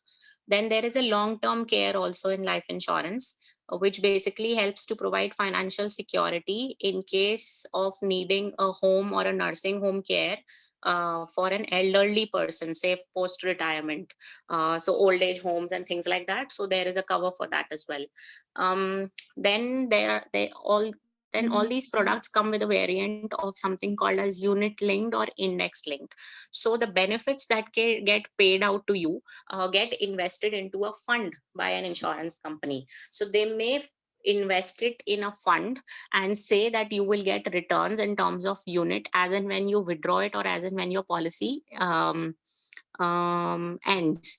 Or it may be the benefits are linked to an index if the underlying funds are invested in an index bonds or index related investments. And hence there are variants of unit linked and investment linked, but these are not pure protection. They are protection plus investment kind of products. So they are like they are called savings products. Then the variants, endowment especially, comes with profit, without profit. So basically, as the term undergoes, depending on the um, funds that are invested for coming from these policies by insurers, they may earn certain profit or they may not earn certain profit. So that gets accumulated, and that is part of it is also shared as part of with profit policy with the policy holders. And then annuity, as many of you would be studying in your current subjects as well, is basically a series of payments that happen from a time or from a time defined in future, which can be a same amount, which can be indexed amount, or which can be increasing at a certain pace kind of amount. This acts like pensions, or this acts like more like an income when your actual salary stops. Mostly people buy for that kind of event. So with that, I come to questions on insurance. Next slide.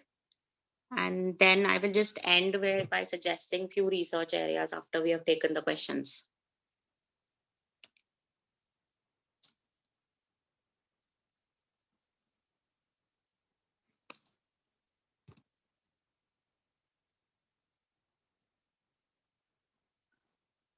Monish, can you I know speak? science is a very bland subject and it gets boring at times, but once you work in it, it's a lot dynamic and way more interesting than it looks like through reading its products. Monish, are you there? Yes, ma'am. Can you make Priyanka as the Yeah, ma'am. Just a second.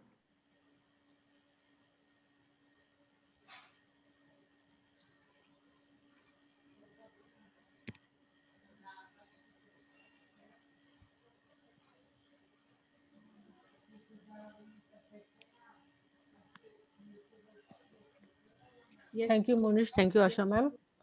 Um, Now, I would like all participants, if you have any queries, any questions, please type in the chat box. So I'll put forward. So the question asked by Dhruvi, can you explain the term underwriting? I did not get it. Okay. So to put it in very basic terms, underwriting, the word itself is you write a risk. Like when I say underwriting, it means writing a risk in the sense assessing it. So for example, how do I put it? Okay. So suppose I have an individual house which is in a seismic zone, like in an earthquake prone area, but it is not built to resist certain earthquake levels. So say in NCR, for example, a lot of buildings are sold, if you look at advertisements or otherwise, that they are resistant to earthquake on Richter scale so and so. So that is a level of risk that I have to assess as an underwriter, because it varies from one risk to the other. So underwriting is basically qualitative assessment of risk. Okay. At present, Only one person has asked the question. Okay, we got the new queries. What is the average amount of motor insurance of, say, some Honda car? It depends on how old is the vehicle. So if it's a new vehicle and say you have purchased it for 10 lakhs, or then it will be, the sum insured will be around say 9.5 lakhs. So it is something called as insured declared value, IDV, which you need to check firstly. If it's not a new vehicle, if it is a new vehicle, then you need to check, because the dealer itself will give you the policy, as you cannot take the car out without that insurance. And you won't even get the registration without the insurance. If it's not the first year of the car, and if it's a little older vehicle, then what you can do is, you can check your previous policy document and see what is the IDV stated there, in short declared value. And now when you think to purchase that policy, like renew that policy, you will see that IDV is slightly depreciated by a year, and accordingly there will be a new sum insured. So it depends on basically the value of the vehicle. So suppose there is a total loss to a vehicle, how much will you get back? So it's a depreciated value year on year. Okay. Next question is by Mr. Manna, who is asking, can you elaborate more about the life insurance company investing into bonds, indexes, etc., and how it benefits the buyer? Okay. So life insurance companies, because they have very, very long term policies, right? So they have to invest in assets which are long term in nature. So, for example, I am selling 50,000 policies which are for 20 years. Now, term insurance for that matter.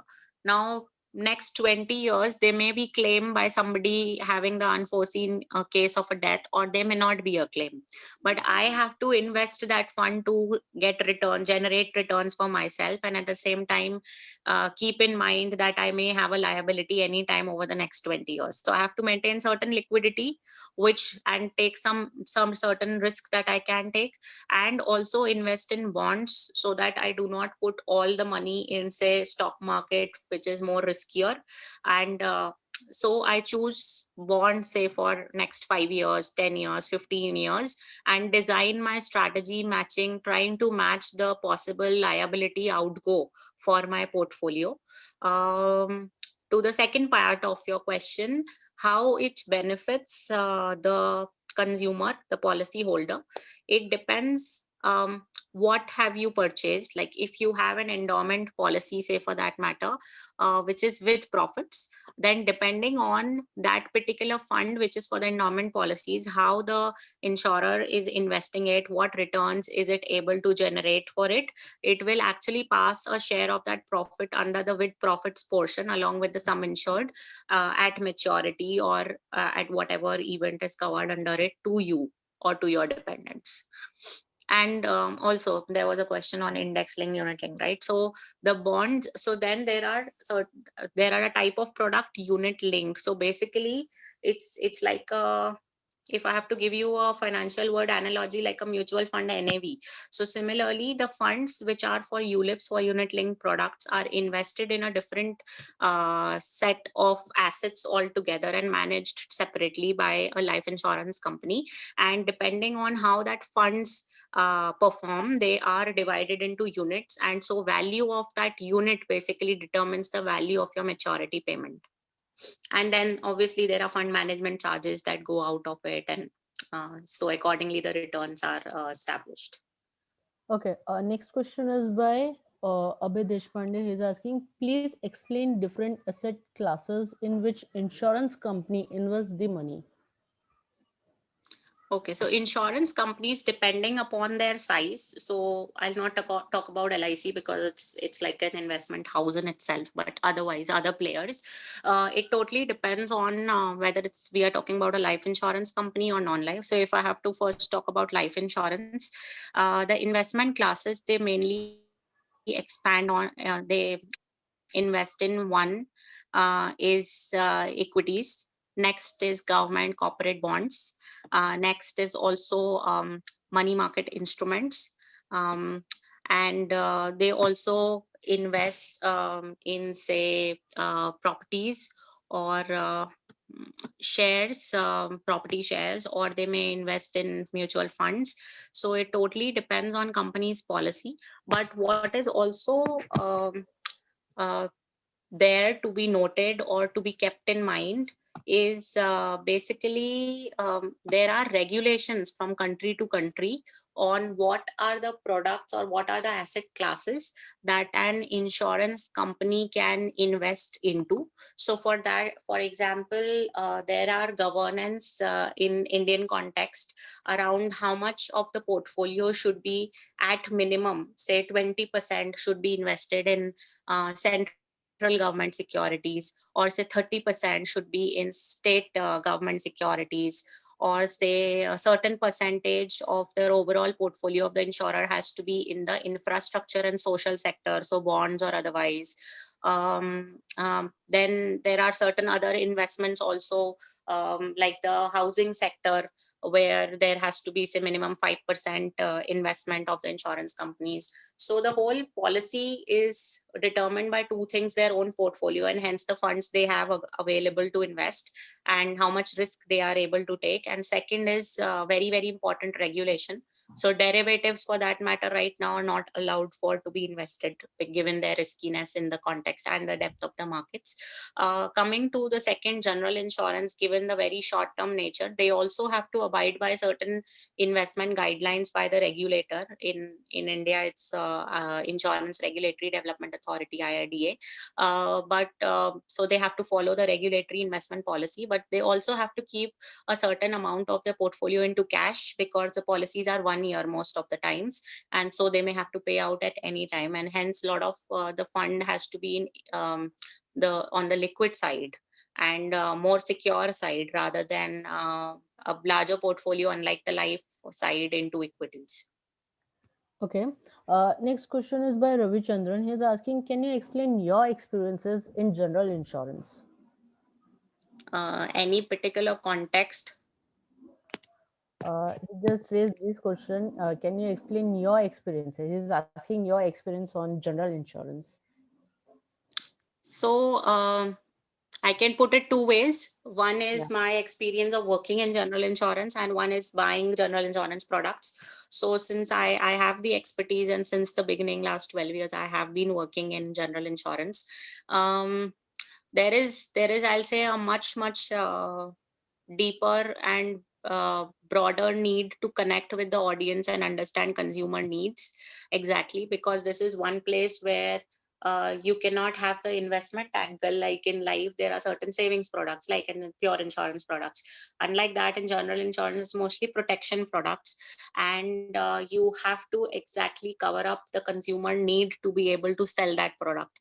So product designing becomes very critical, so that it addresses the exact consumer needs. At the same time, you have to take into account uh, its operating model, that is so that you're able to easily sell it, as well as able to easily service it later on, because they are short term products. And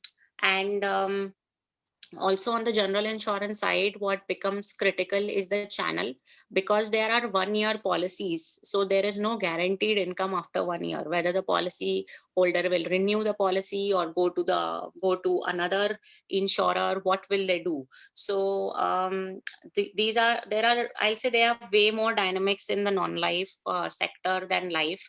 And there is a continuous evolvement on new products from time to time. Like I mentioned, pay as you drive. Okay, then for example, event cancellation, IPL gets cancelled, a cricket match does not happen, so you have to refund the fees on all the tickets. So then a particular event insurance only for this case. Just few examples. So it's way more dynamic, and it's way more connected to day-to-day life of individuals, I will say. That's from my experience.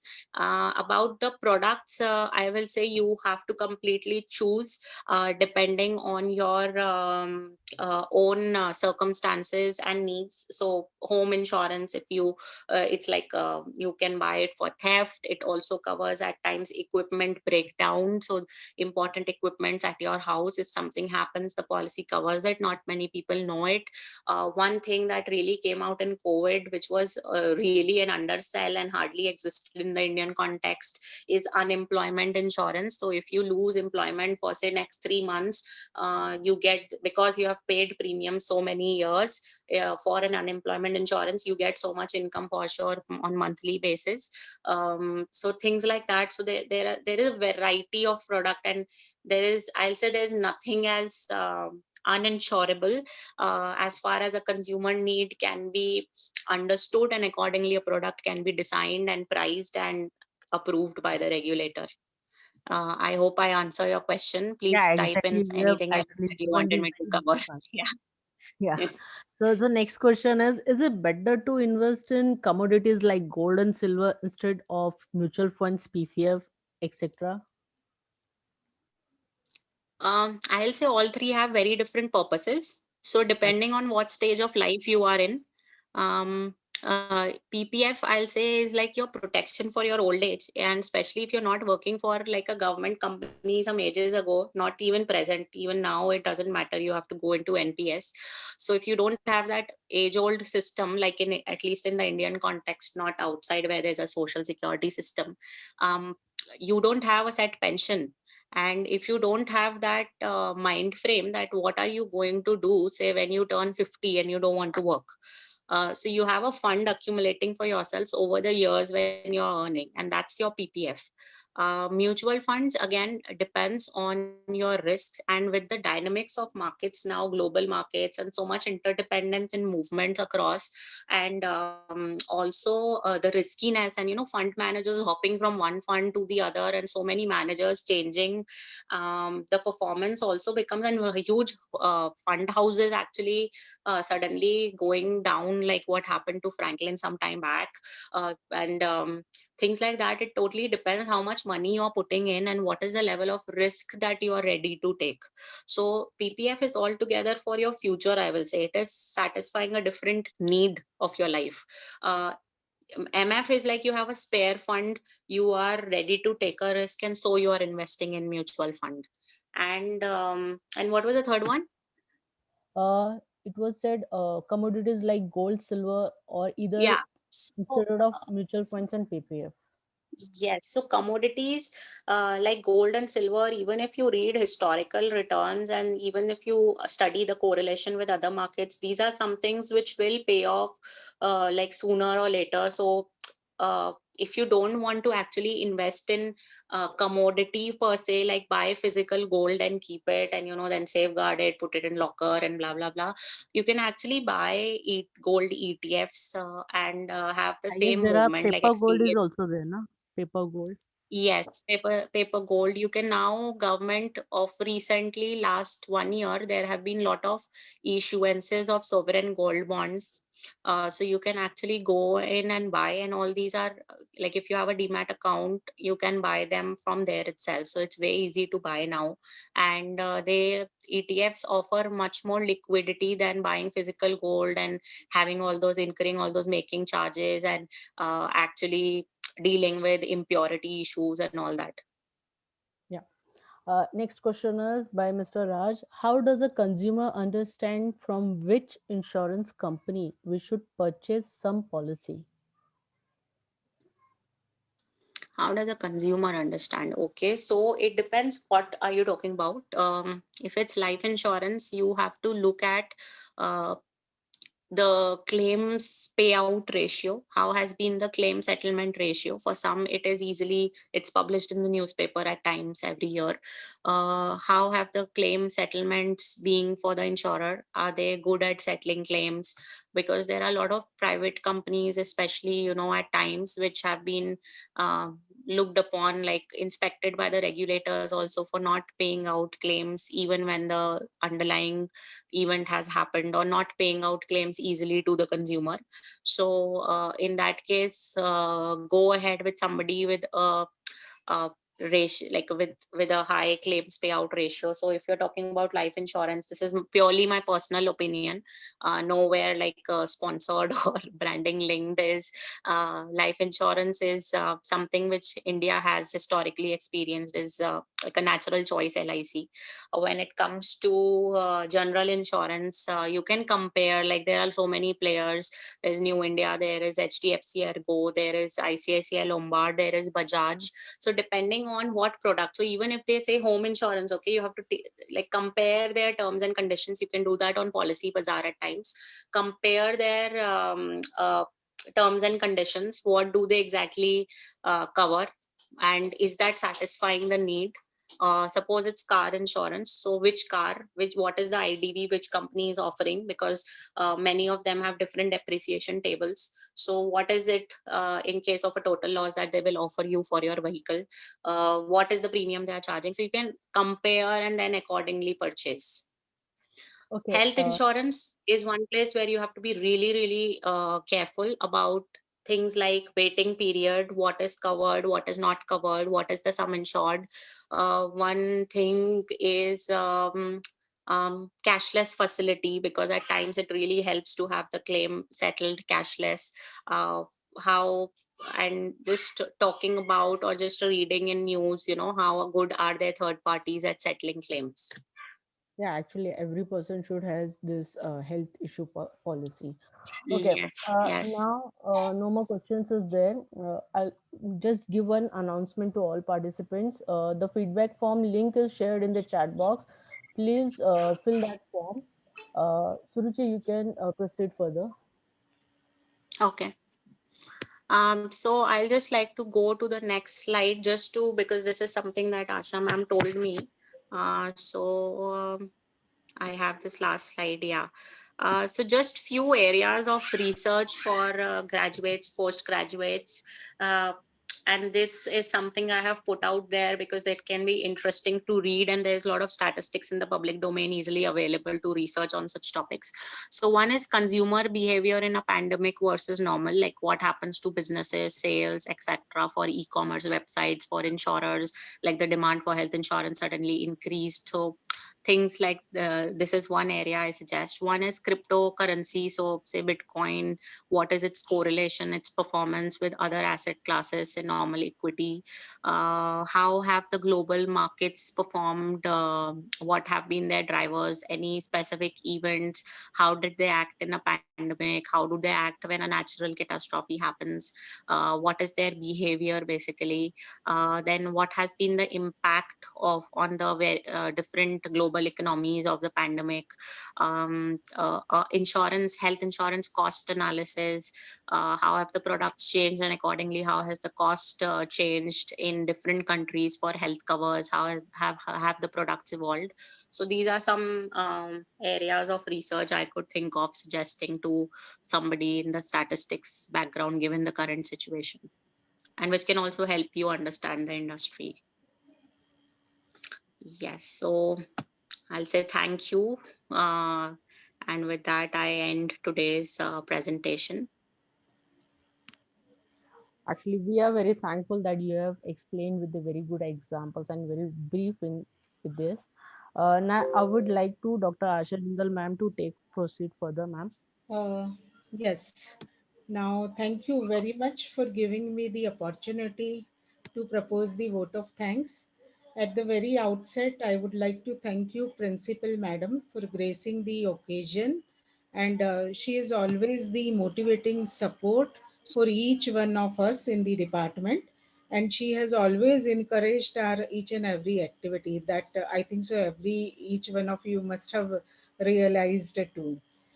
Then further, I would like to, it gives me more pleasure to thank Suruchi Bhargav for sparing her valuable time and giving us the very informative speech. And we wish you would continue to be the driving force in the future too. And for this remarkable journey, I hope the participants have gained a lot from this session, and their doubts, their hurdles, or their thinking might have been impacted with the this session. And I'm sure that they will able to do, maybe as a actuary they can be the part of that journey too. So thank you very much. And yes, I would like to thank even the Shalija ma'am for giving me the wonderful support, and all other my fellow colleagues, Pratiksha, Priyanka, Anjali, Suraj, for carrying out, for making this session more easy, more peaceful, more better. As a team, thank you very much. And last but not the least, the participants. I'm sure that they must have benefited, and please be sure that you are filling the feedback form, so we'll come to know that what kind of the your expectations are there, which we can fulfill in the near future. And as well as to get the certificate, you have to be there on both the days. Your attendance is must. I'm not going to share it in the any of the WhatsApp group. So please take the 5 to 10 minutes time more, and fill up here itself. Then the link will be closed. Um, Yes, and even let us, all of us, come online and take a picture. Priyanka, will you do it this job very well? Let us, all of us, come online, Yeah, sure. then take a pic, Ma'am, because that will be as a I part of can't record. on this note. Pardon, Ma'am, what? I can't come on video. Ma'am, I can't come on video because I've joined with the computer. I don't have a webcam. I'll take the picture. Okay, you will take. Even Pratiksha, you can take. So good ones we can share later on. Yeah. Yeah, all the participants, please come on. Please come online. I request all the participants to come online. All the participants, please switch on your cameras so that we can click a Yeah, picture. come online. Gallery view I have, so we can take the different pictures.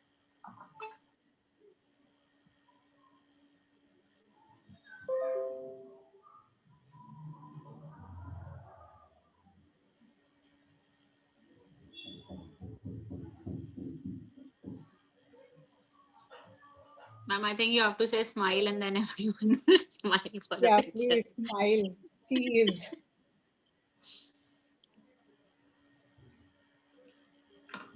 It was a serious session, so that's why the smile is bit tough, seems to be for all of them.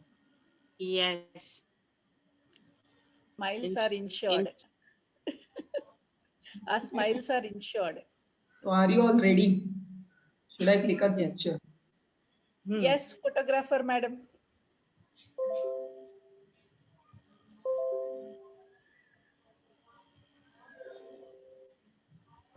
Yeah, you can take 2, 3 slides, because